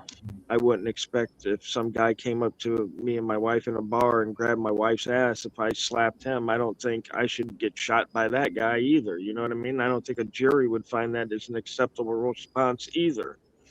You know what Yeah. I mean? So Yeah. Back it's in a the day, people just used to fight, and then that was it. Just go their separate ways. It yeah, didn't and end in anything. most times be better off for it, and that would resolve sometimes a lot of disputes. There's um, been times me and some of my friends fought back in the day, and it actually resolved a lot of disputes. And it's all right to get a black eye here and there. you know Yeah. I'm not It's saying like pummel a guy to death like the cops did to that dude out in California. God rest his soul. I don't even remember what his name was, but the pictures of his face was just god awful. That yeah. homeless guy they beat up there in the mountains. I don't remember his name. God rest his soul. But there was pictures on the internet of his face. It was just horrible, horrible, horrible. Yeah. That's horrible. Yeah. I'm from Los Angeles, California. So I grew up around a lot of police brutality. I've been, messed with as a kid, harassed by the police and my friends. And unfortunately, it kind of, my parents, it was just normal, it just normalized, in Los Angeles. And Yep, just like the ghetto bird. yeah, just we call it the ghetto bird. Yeah, I never heard that again when I left California. The ghetto bird, like, hey, it's the ghetto bird. Yep. But it's fucked up, man. It's Los Angeles it's still to this day. It's all messed up. But there wasn't a cop watch movement back when I was young. because I'm in my late 30s right now, but I left when I was 21, but now there's guys out there cop watching and putting them in check. There's a guy out there named Film the Police LA on YouTube, and he when he shows up, they take people out of handcuffs, Yeah, and that's no, something I always wanted to do, yeah, no, So I've shared one of his videos. Actually, I'm a fan of his work. I'm also a fan of obviously Tom Zebra and Laura Shark. They've always done great work out there. God, there's some other guys out there. I know I'm missing Mr. Scientifical. Um, yeah, a lot of good guys out there that are doing, good work. yeah, I mean, there's just always something popping off, so it's like nonstop. I mean, those guys, Yeah, it's so they're big. just It's just like New York or Chicago or Houston. Even I mean, those are kinds of cities where you're never going to run out of, um, shit popping off. You know what I mean? That's just because there's so many people there that and I mean, hell, even when I lived out in Phoenix, people were awake 24/7, especially out in Phoenix because they're all meth heads. But yeah. I live in there's Phoenix too. all these people out there, man. So I mean, and they're walking around, all times, day and night. So there's always something popping. If you get a city, I think over 500,000 people, there's a good possibility that you're going to find stuff popping at, a good percentage of the time. Even here in Florida in Orlando, and that's not even 500,000. You can find something popping off most of the time. So, Yeah. I love going to the bigger cities because they're chock full of government, waste. It's just, I don't know. It's just like the old Yellowstone geyser, like this big city's just damn. So Yeah, it's nonstop. It's just the city that never sleeps, it is because you got so many people and there's so many hands in the cookie jar. It's just and they know it's impossible to track all that shit. You know what I mean? So it just Yeah, it's it's just crazy. The chief of police over here in Aurora, he used to be some high ranking guy in Los Angeles County. I think it was, I don't know if he was LAPD or Los Angeles County Sheriff, but I think he was an officer over there. He was something high ranking over there. I know that for sure. He came from over there. So I'm like, I moved away. I tried to move away from that shit, and now it comes. I'm back in it again. So, yeah, he's the chief of police over here, man. But these police are pretty bad out here. They had a whole family on the floor, even a little 6-year-old girl on the ground, spreading eagle, pointing guns at her. This happened like 5 years ago, but it's pretty bad. But I'm watching them. I'm about to subpoena that. Do a public records request for that footage, because here in Colorado, you can't get the body cam footage if the case is active. See, I'm not used to that. I think in Arizona and New Mexico and California, you can get the body cam footage even though the case is active. But out here in Colorado, they won't give it to you. And then, that could take years for the case to close. Well, here's the thing: you got to be careful and you got to be technical about it, right? Because they do the same thing here in Florida. If there's an ongoing investigation, they won't release public records. But certain things by nature are concluded at certain points, right? So, like an arrest report, if they've arrested somebody, then that is public record at time of arrest, right? Yeah. And definitely when they start to prosecute somebody, the investigation should be concluded, right? You're not going to be investigating in the middle of a trial, right? You should have already done your investigation and gotten all the facts and all the evidence you needed before you even began the trial, right? I don't think I've ever heard of any agency that was doing a murder investigation in the middle of the murder trial. You know what I mean? Yeah. So they'll definitely try to gaslight you on what is an investigation or whatever. If they don't want to release the records, they'll try whatever they can to not release them, including high fees. I've seen incredibly high fees. There's a guy in the chat right now, Eyes on Margate. He gets hit with incredibly high fees to pull records, and we've proven that, me and him, because I've requested the exact same records that he did for like a third of the cost. Like it was stupid. Yeah. So we know that they do these kind of things to prevent the information from getting out. Yeah. Hey, I Pants, don't good know. to It's see you, kind of. dude. Oh, sorry. What No, was it's that? fine. Pants, I just saw in the chat, so he's always been in the chat for years now. So I always like to say hey to the folks that come and support. Cool. Yeah, I gotta look into the laws out here because they're sketchy. One thing I don't like about Denver Police Department and is they will not give you the 911 calls. They say that unless you're I guess an involved party in the case, and they other than that they won't give you a 911 call, which I've never heard of a police department doing that. But I mean, dude, listen, you're kind of lucky because in Alabama, South Carolina, a lot of states, they won't give you shit, and that's oh the yeah, way that's the it is. South. Yeah, well, yeah.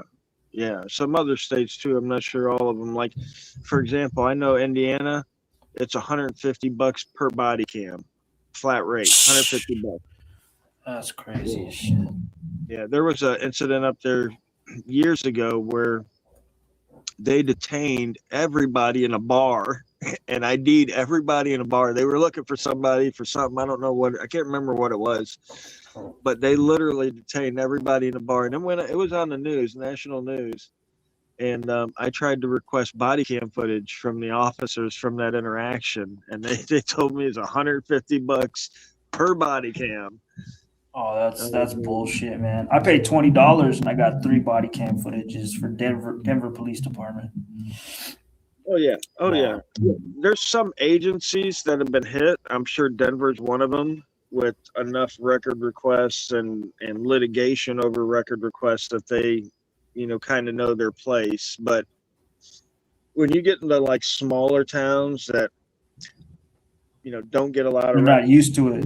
right, Yeah, don't get a lot of record requests, and can pretty much do whatever they want because they've never had anybody litigate them for records or whatever, because they're small. There's not a lot that goes on. There's probably not a lot of record requests being made, maybe some traffic stops, you know what I mean, that kind of shit. So um for the citizens to challenge a speeding ticket or something stupid in court. But um yeah, a lot of them have never faced like the fury that we unleash when we roll into town. You know what I mean? Like, because we request everything. Like, my buddy writes Crispy, he'll go in and he'll request all the vehicle assignments at the police and sheriff's departments, all the call signs. I mean, everything, the standard operating procedures, like yep. everything that we can get, we'll request. And because we want to be knowledgeable on the areas, what their regulations say, and their policies, what their policies are, Yep. and how they behave, if they should ID, that sort of thing. If they're, and all of the policies, a lot of them are the same. They're supposed to be professional, not cursing, not offering opinions, which again, we all see that this doesn't happen in real life, right? They all offer their opinions on what they think we're doing and, just whatever else. But, I did a a video a while back with a gentleman from I want to say he's from New Mexico, and we were talking about doing complaints and how when we file complaints, instead of just writing down he was a meanie pants and he said mean things to me and threatened me or whatever, we went over the better way for people to make complaints is to know the policies and procedures, and then put those into the complaint, like say officer dickhead violated Aurora, Colorado Police Department policy number 00567, unprofessionalism, when he verbally accosted me with obscene words, or whatever the issues may be, you know what I mean. Yeah. So that way the person who's actually doing the complaint doesn't have to try to go through policies and try to find out what this guy did. And it's also a way to keep them more accountable by not being able to brush it under the rug, you know what I mean. Because when you think about it, when most citizens file a complaint, they don't know the policies and procedures that this officer may or may have not broken, right? They're just assuming that the system works, and the internal affairs guy is going to go, oh, well, yeah, this officer violated this, and this. And really the officer's like, yeah, whatever. You know what I mean? So, but when you go in there and you say this officer violated this, and this, and then, there needs to be an IA investigation, then you're putting them on the spot, right? So they got to come in and say, well, he either did or didn't violate this, and he didn't violate this because of this. But you're creating that paper trail of excuses and cop-splaining, you know what I mean, to show a pattern of how these guys aren't disciplining their officers and stuff. So I think everybody needs to get a little bit better on the documentation tip, I guess you could say. Not only auditors, but other people that are making these requests and these complaints and stuff like that.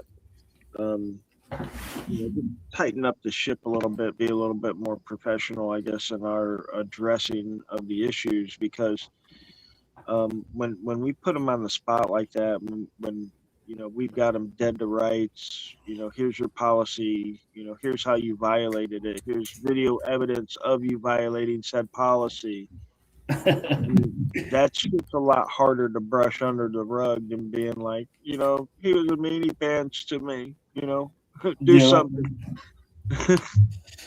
Well, I'm about to drop this video. Check it out.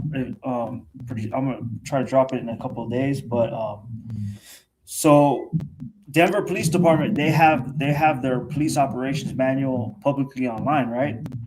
Uh-huh. But RTD police, the Public Transportation Department police, they don't have it publicly online.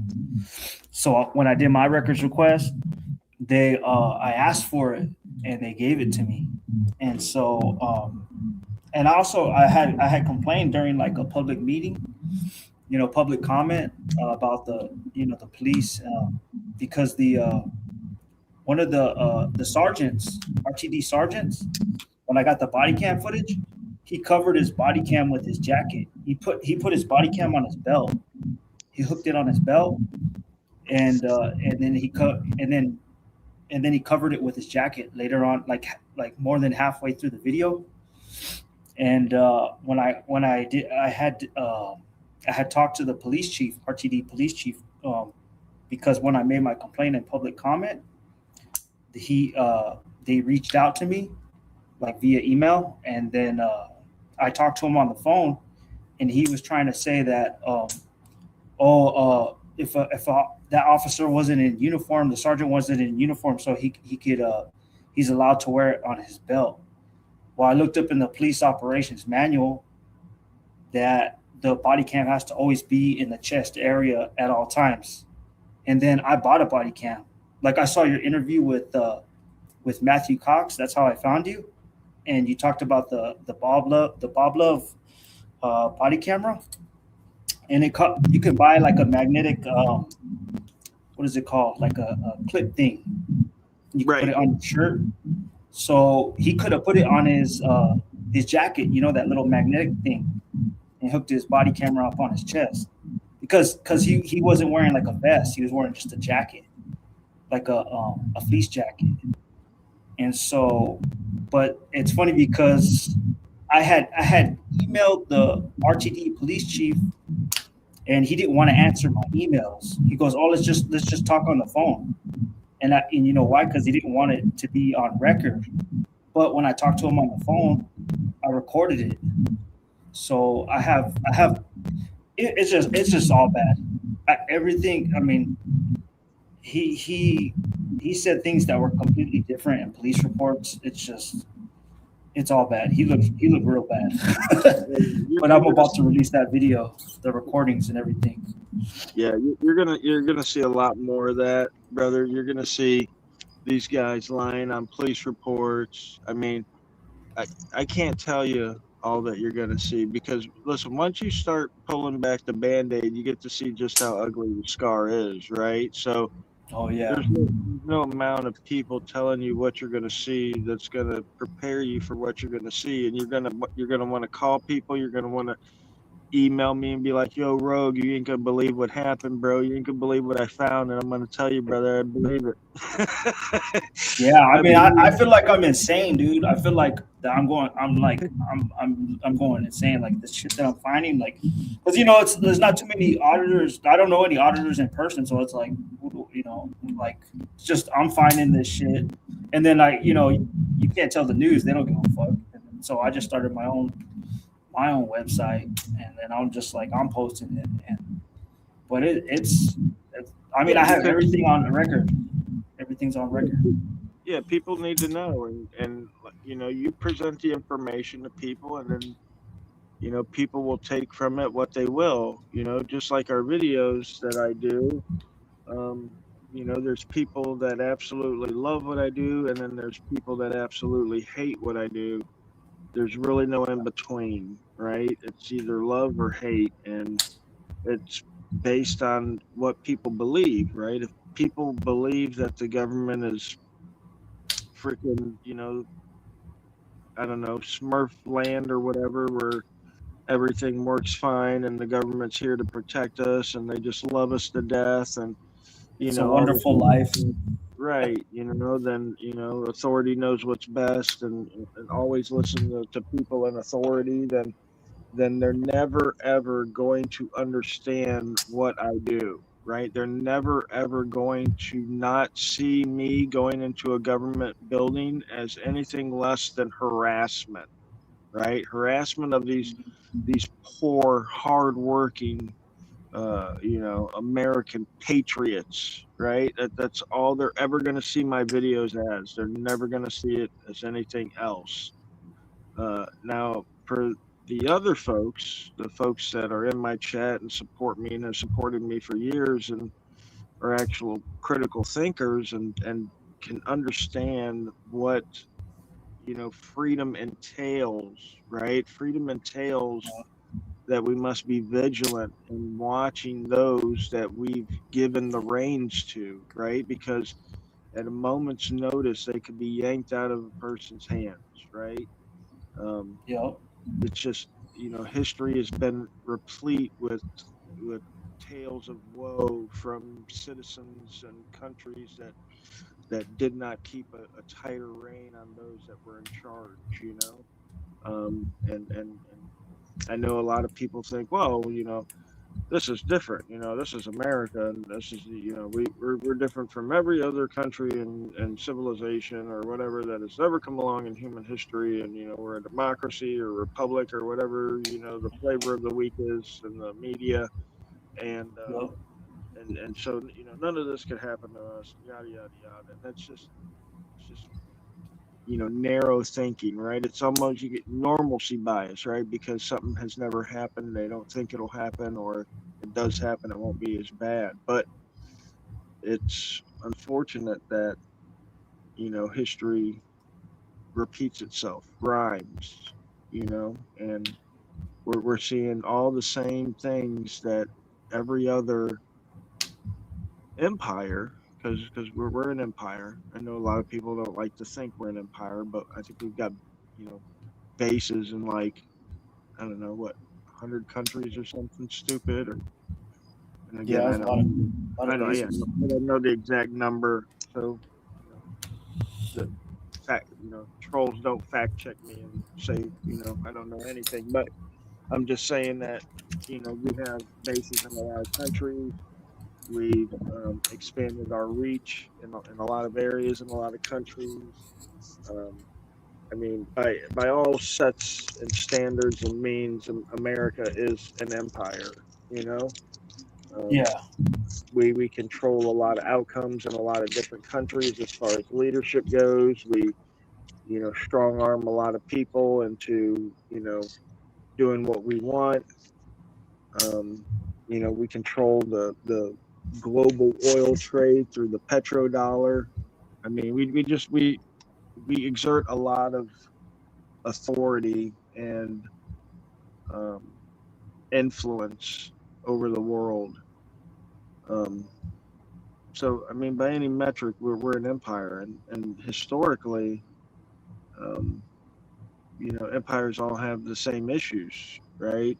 yeah, Debasing of the treasury, right? Happened in Rome, right? Um, yeah, there's just a lot of parallels, right? Like the Roman Empire, they took over, too many countries, too many civilizations, and they tried to incorporate all these different cultures. And the same thing is happening here in America. We're incorporating too many cultures, and it's creating a lot of static. And that's of course what the government wants. And um, all these things are not replaying because people don't know history, right? The history professors at Harvard and Yale and Princeton and Berkeley and all these colleges throughout the country, they all know history, right? They teach history.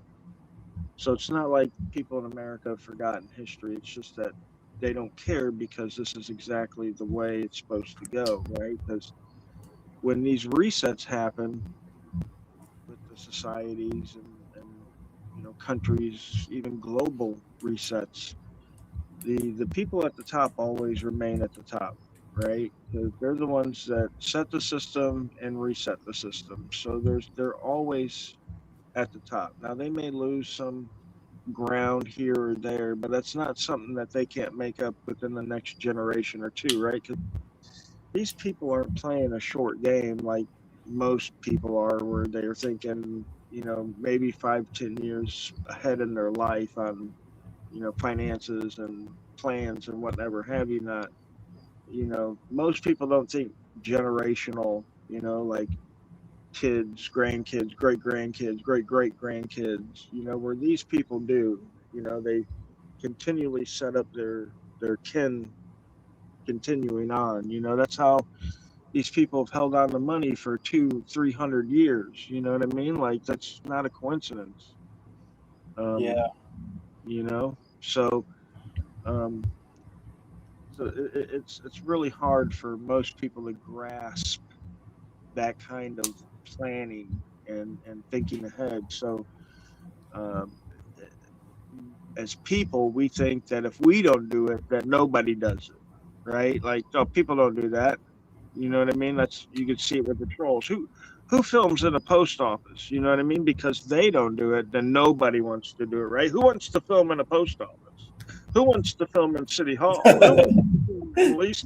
You know what I mean? Like, oh my God, who wants to do that?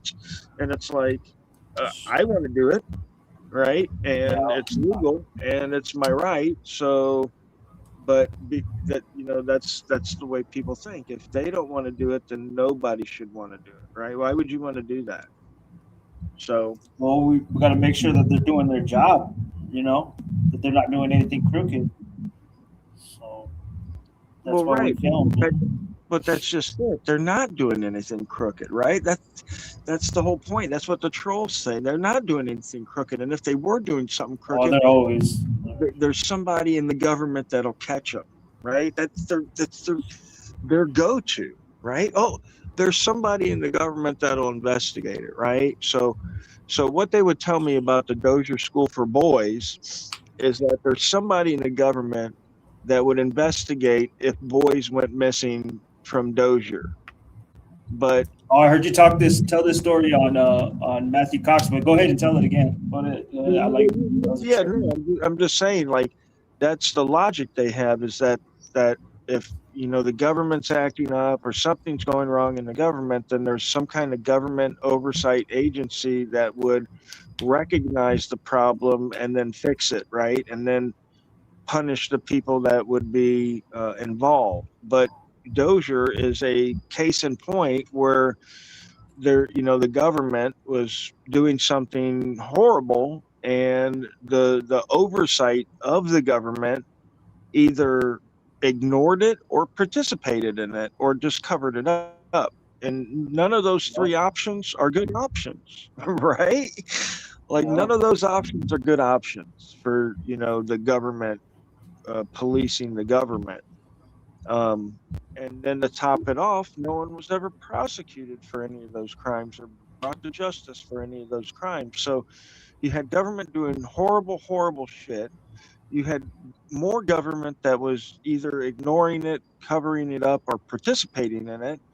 And then at the very end of all that, you had no justice for any of the victims, right? That's horrible, man. Right. So, and then these guys will tell you that, well, the government can investigate the government, and to me, that just it's an incredible blindness that these folks have to what's being perpetrated on us, right? Because they have that blinder on that says, if it comes from government, it's wholesome, right? And especially if it comes from the government I voted for.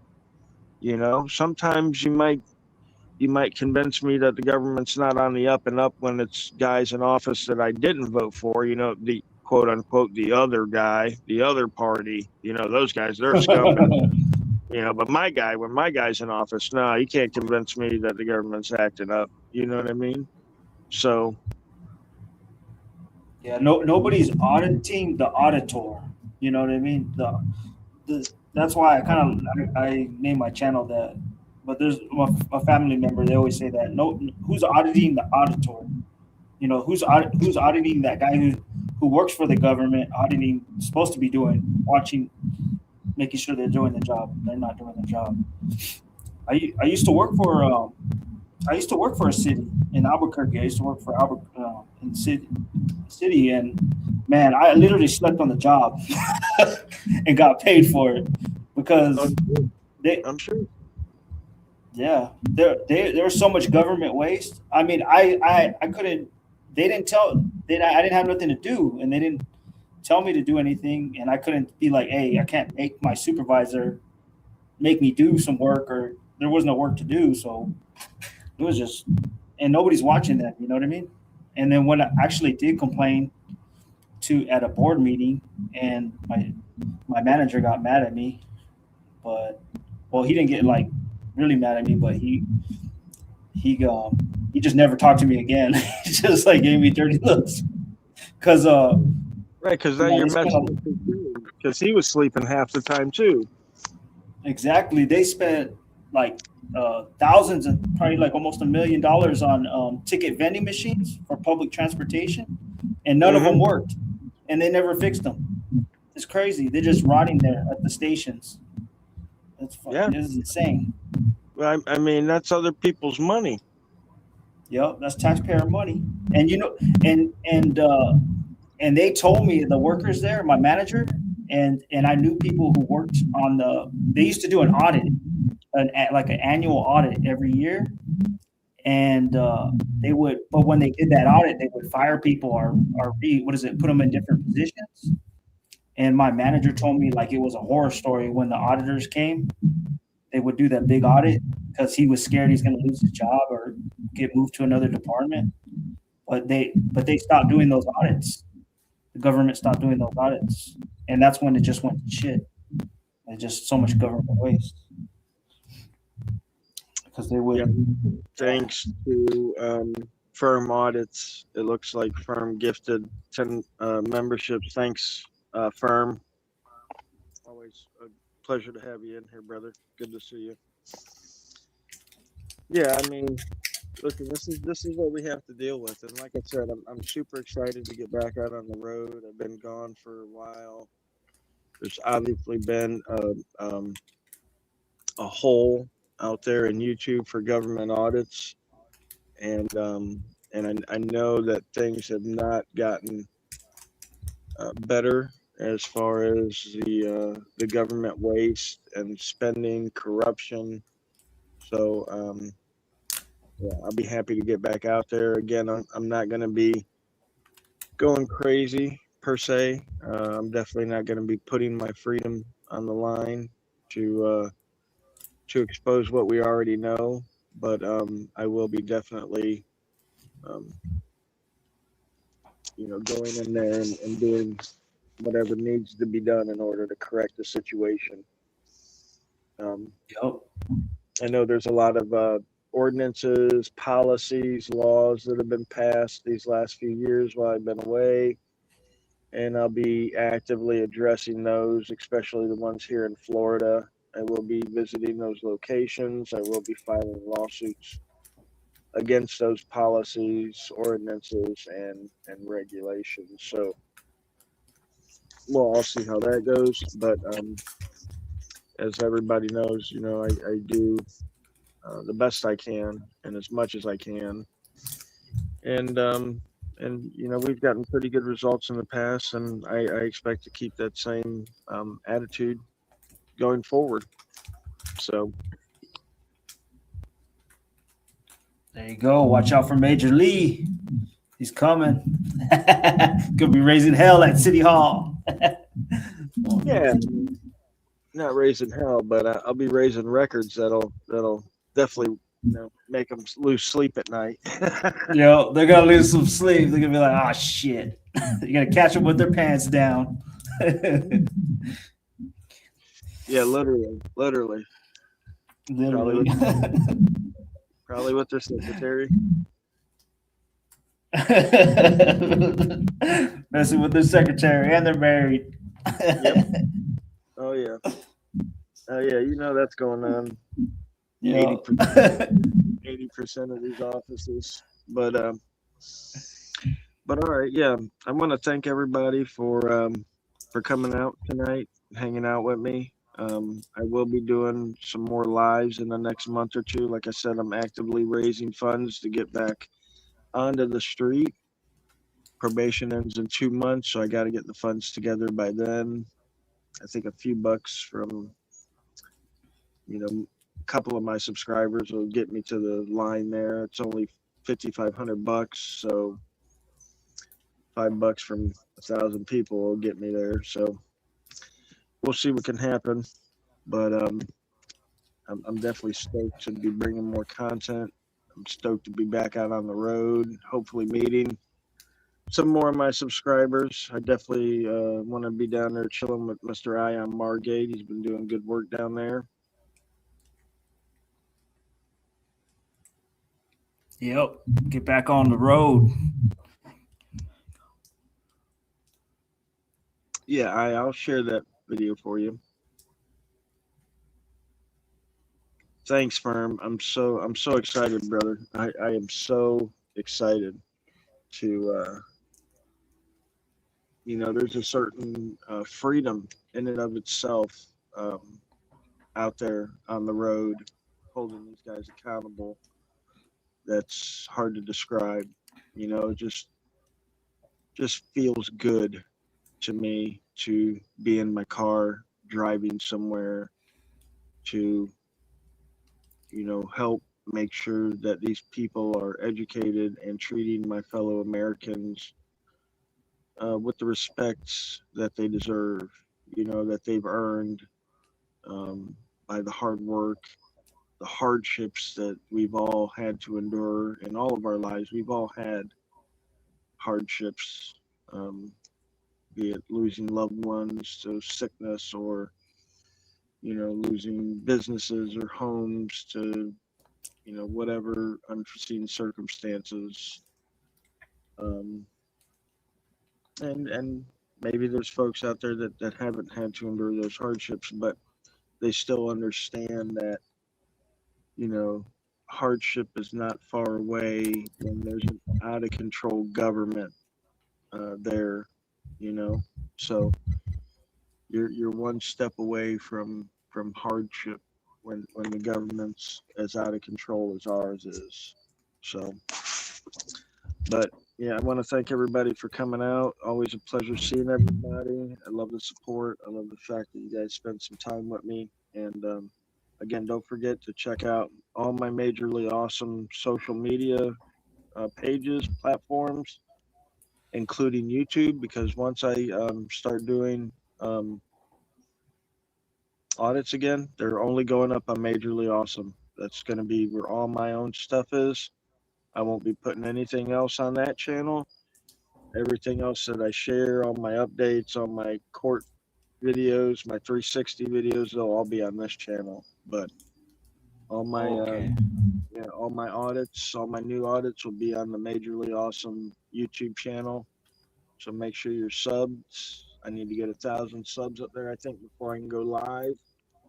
But once I go back out on the street, I'll be doing some cop watching again as well, and I'll be doing it live on that channel. So make sure you guys are subbed up if you don't want to miss the new stuff, because we're going to be coming in hot. Was this your first channel, or and then you started that other channel?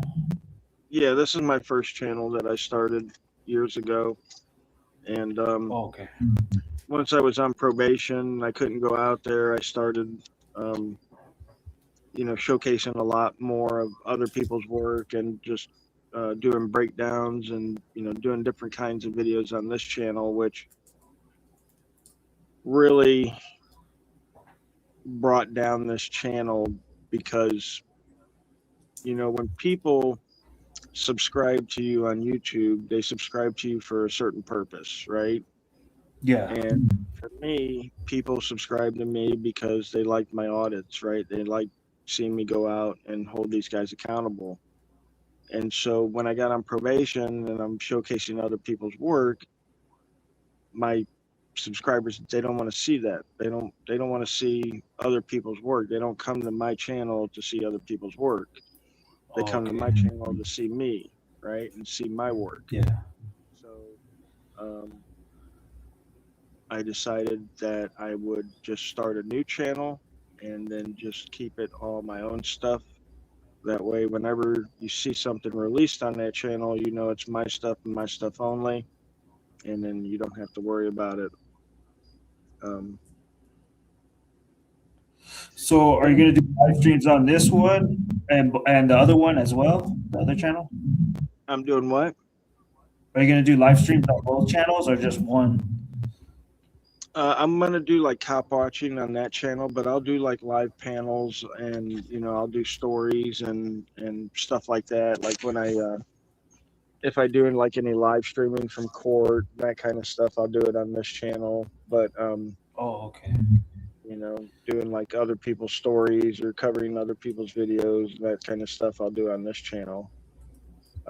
Okay. But all my main auditing stuff will be on my new channel, so that way people will know what to expect when they come there to see what's on the channel. They'll already know what to expect. And I'm starting brand new. I think I've got like 600 subs over there, so I know a lot of the trolls will continuously say it's all about the money and that kind of stuff. And I mean, if that was true, I would just post my new stuff to this channel, because I already have an audience here. Yeah. Put my views up a lot more than starting a whole new channel over again. But it's never been about the money. It's always been, about keeping these guys in line, even if just a little bit, and also teaching my girls, how to stand up for themselves, how to interact with these, leaders of ours, because my youngest daughter, she edits my videos for Facebook now, so she watches all my videos. So, which, again is, what I wanted when I started was to teach my kids their rights and how to go about interacting with these people, um, because you never want to be caught off guard with these thugs. You know, Yeah.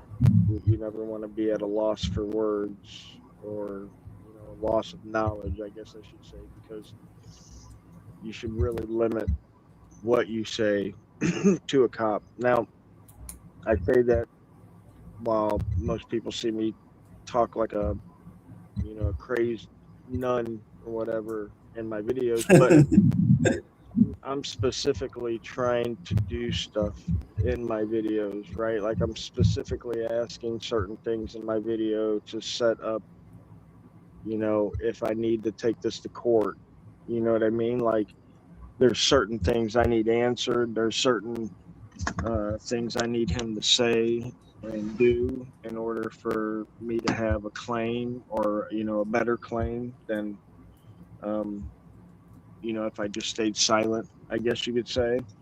Um, so yeah, for those that Yeah. that know what they're talking about, it's all right to chit chat, but if you have no clue what's going on, I mean, they'll switch that and twist it around so quick on you that and it's there's just a lot of psychological games that they like to play that they do teach you in the academy. You know what I mean? They might not teach you law in the academy, but they'll damn sure teach you the fact that silence will make somebody speak.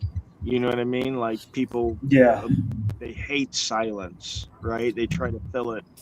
And so when you're with a cop and and he's asking questions, and then you stay silent, you're sitting there, you're 9 times out of 10 people are trying to blabber their way out of trouble. Yeah. Well, thank you for your videos, man. I learned a lot. They're educational, and I like that. I mean, you know, I learned a lot from your videos. But I thank you, sir. A lot of people have said that to me over the years, and to me that's one of the biggest changes I think that I could make is that, and it's not a change that a lot of people will see. When people ask me, well, what changes have you made, Rogue? And I haven't seen any changes that you've made. And I say, well, I can't really post the emails I get over the years, of people that have learned something and used it to protect them or their family from these thugs. Yeah. I mean, you're a veteran. You know what you're doing, and you know, I. That's why you're very reputable. Your channel and what you say. Yeah. I think I got knocked off. Yeah, Rogue. I think Rogue left the chat. You back? Yeah, I booted myself on accident. Sorry. You booted yourself. I'm like, I'm taking over the show. I left you in the captain's chair. I know. I was like, what do I do? I got nervous.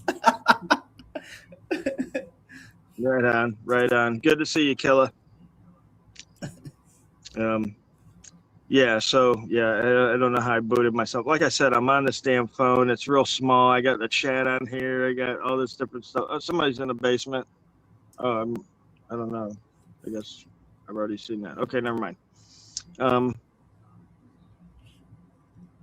Yeah, Wolby says Freeman turned off both of his phones, took all his content down, and privatized his channels. I guess he said Freeman went on a sabbatical. It's you know what? Good for Freeman. You know what I mean? Because this stuff can wear you down. And I was hard charging for a long time. I mean, I literally, when I got put on probation 3 years ago, I had literally done, I think, more audits than damn near every other auditor I know of, and not by just like one or two, but by like hundreds. Because I'm a hard charger kind of guy, obsessive compulsive almost, my wife would say, and and so when you know when you're it's the same thing like police say when they deal with seeing horrific things all the time. It kind of wears on you, and the same can be said for what we do. And I talked to my daughter the other day, the youngest one, and I told her, sometimes if you see dad's videos, sometimes I'll say stuff that I shouldn't say, right? About maybe a person or their appearance, or just something I shouldn't say, right? As a good person, I shouldn't say this. And I said, it's because sometimes it's because of the frustration that I feel.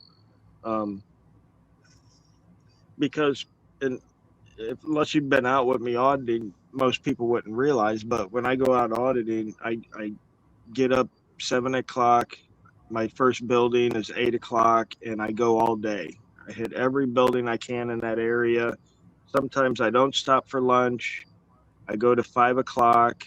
I might eat something then, and then if I'm like out of the area, like if I'm not by my home with my family, if I'm in Atlanta or wherever I'm at, then I'll eat dinner and then I'll go back out, like because I can do jails after 5 o'clock. I can do airports after 5 o'clock.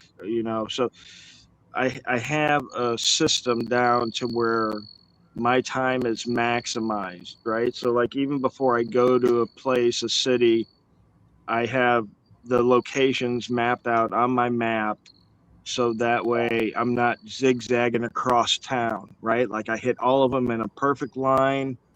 I maximize my whole time while I'm in that area.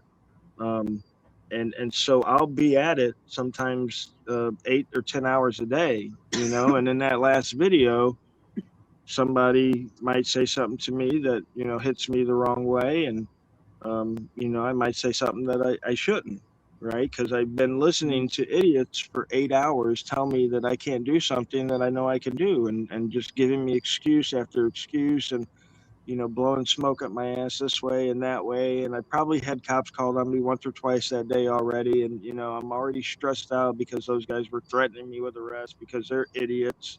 You know what I mean? So, um, Yeah. for someone to say Freeman went on a sabbatical, I say, God bless him. You know what I mean? Like, he's been doing it a long time. And I don't think I've ever remember a time when he wasn't, putting out some kind of content every week. So, Yeah, that's a yeah, lot of just work. That's a lot of oh, work. it's a lot of work. I mean, there's good and bad, just like with anything that you do, with any job that you do, or and I call it a job because I treat it like a job, um, Yeah. because to me, it is a job.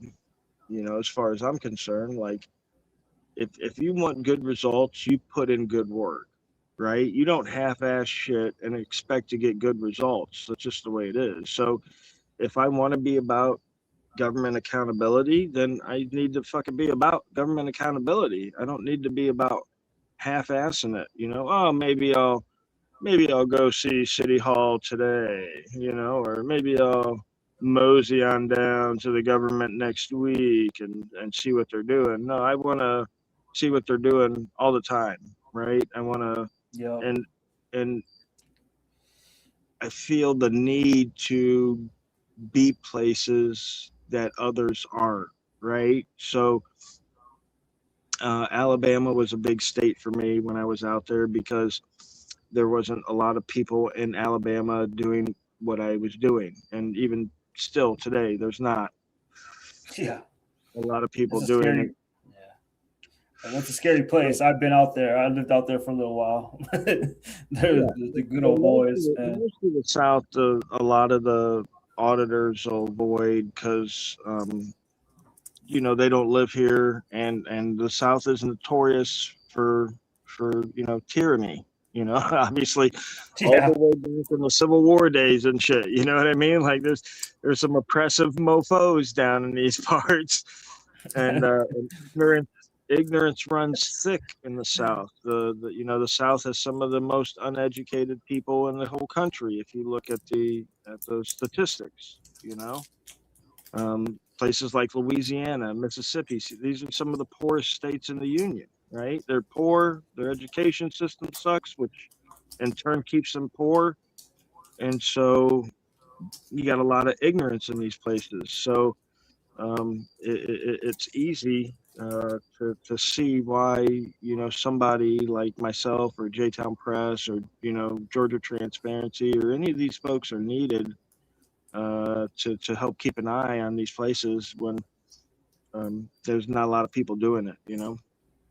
Not a lot of people can do it because not a lot of people have the knowledge to hold them accountable, but also a lot of people might work in jobs that they can't afford to lose. Like one of the guys that I went out with, he was he was a public servant himself. Actually, a few of the people that I've been out doing videos with were public servants themselves, and they've had to fall off because it almost cost them their jobs. And these are their livelihoods, right? One guy was a teacher, the other guy was like a basketball coach, at one of the schools, or for the high schools or whatever.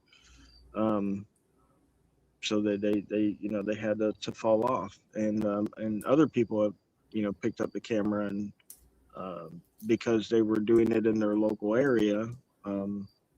And they were well known in their local area, they were retaliated against. So Yeah. that's what I'm kind of worried about, but I'll be all right. I'll be all right. Yeah, the thing I found most effective is to the area where you live, just be gentle. You know what I mean? Just be a gentle reminder of what needs to be going on. They'll start to understand with your work outside of the area, right? So, like, I'll give you a perfect example. I lived in Marion County for years while I was doing this. And when, we went up to Marion County, because there was a few of us in Marion County, me, Dr. Sean Berry, Geo lived in Marion. So we spent a lot of time, giving these guys gentle reminders. But they also noticed our work around the state, around the country, and so they realized, hey, this is this guy's backyard, right? So if this is our backyard, we're going to take things a lot more seriously than if it was 5,000 miles away from where we lived. And so they came to be not as harsh, I guess you could say, not only with us but with other folks that were attempting to do what we do. So and you could see that in Jeff Gray's videos as well. I mean, once the authorities start recognizing who you are, what it is you do, what it is you can do if need be, they have a begrudging respect for you, right? Definitely not most citizens, but they understand. Like, okay, for example, with Jeff Gray, I'll just use Jeff as a great example, right? The officer knows that if he's going up against Jeff Gray, there's a possibility that his job could be on the line, right? Whereas if he goes up against any other citizen, not only is his job not on the line, I mean, he could basically do whatever and almost get away with it. With Jeff Gray, however, he knows there's going to be some kind of video, audio evidence somewhere. Jeff's got something hidden somewhere. You know what I mean? He definitely knows the laws. You're not going to catch him unaware. And it's not going to go in their favor if there's any bullshit involved whatsoever, right? Like, you got to come to Jeff as an officer be 100% honest and be real on what the deal is. Otherwise, you will get smoked. You know what I mean? And that's the way it is with a lot of us. Rights Krispie, Bay Area. You know what I mean? Even when we're not cop watching or auditing, if the officers step into us, he's gonna have to realize that I need to have my ducks in a row, because these guys definitely have their ducks in a row, and they're gonna call me on anything I say. Literally, I mean, there's nothing that's gonna come out of a cop's mouth to me that I'm not gonna question and be like, I'm gonna have to look into that. You know what I mean? Unless he says something like, "Oh, the sky's blue today," I'll be like, "Yeah, cool."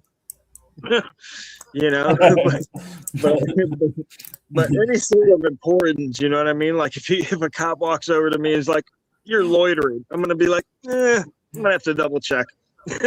you know, Yeah, I got a call about you. Did you really get a call?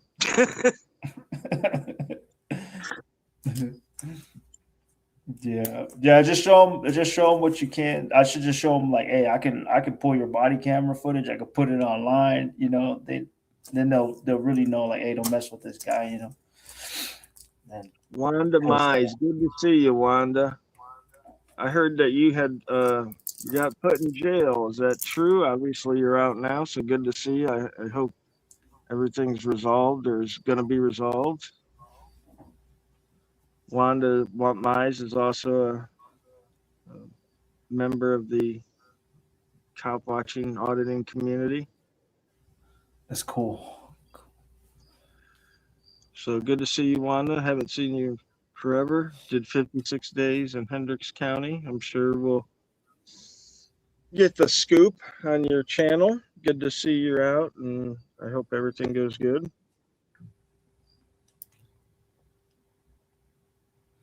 Yep. So, all right, guys, been on long enough. People have come and gone. We've had more come and gone. Don't forget, guys, I'll be going live more this month, next month, trying to get funds together to get off probation.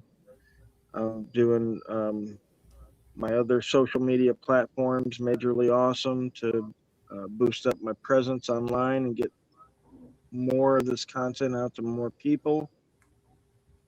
So help me out if you could, share any of my stuff. All right. Good to see everybody, and we'll see you guys again on the next one. Thank you for having me on. I appreciate everything you taught me right now today. Absolutely. Well, good luck to you out there. Stay safe, and remember, if you're ever unsure of a situation, it's always good to back away from it. You know what I mean? Like, Yep. make sure that you're 100% sure where you're at is legal and where you're supposed to be, and then take it from there. Yep. Always video the clowns, Wanda says. That's right. Clowns are always good to video. You never know what they're gonna do. Yeah. All right, guys. Thanks again. We'll catch you on the next one. Catch you later.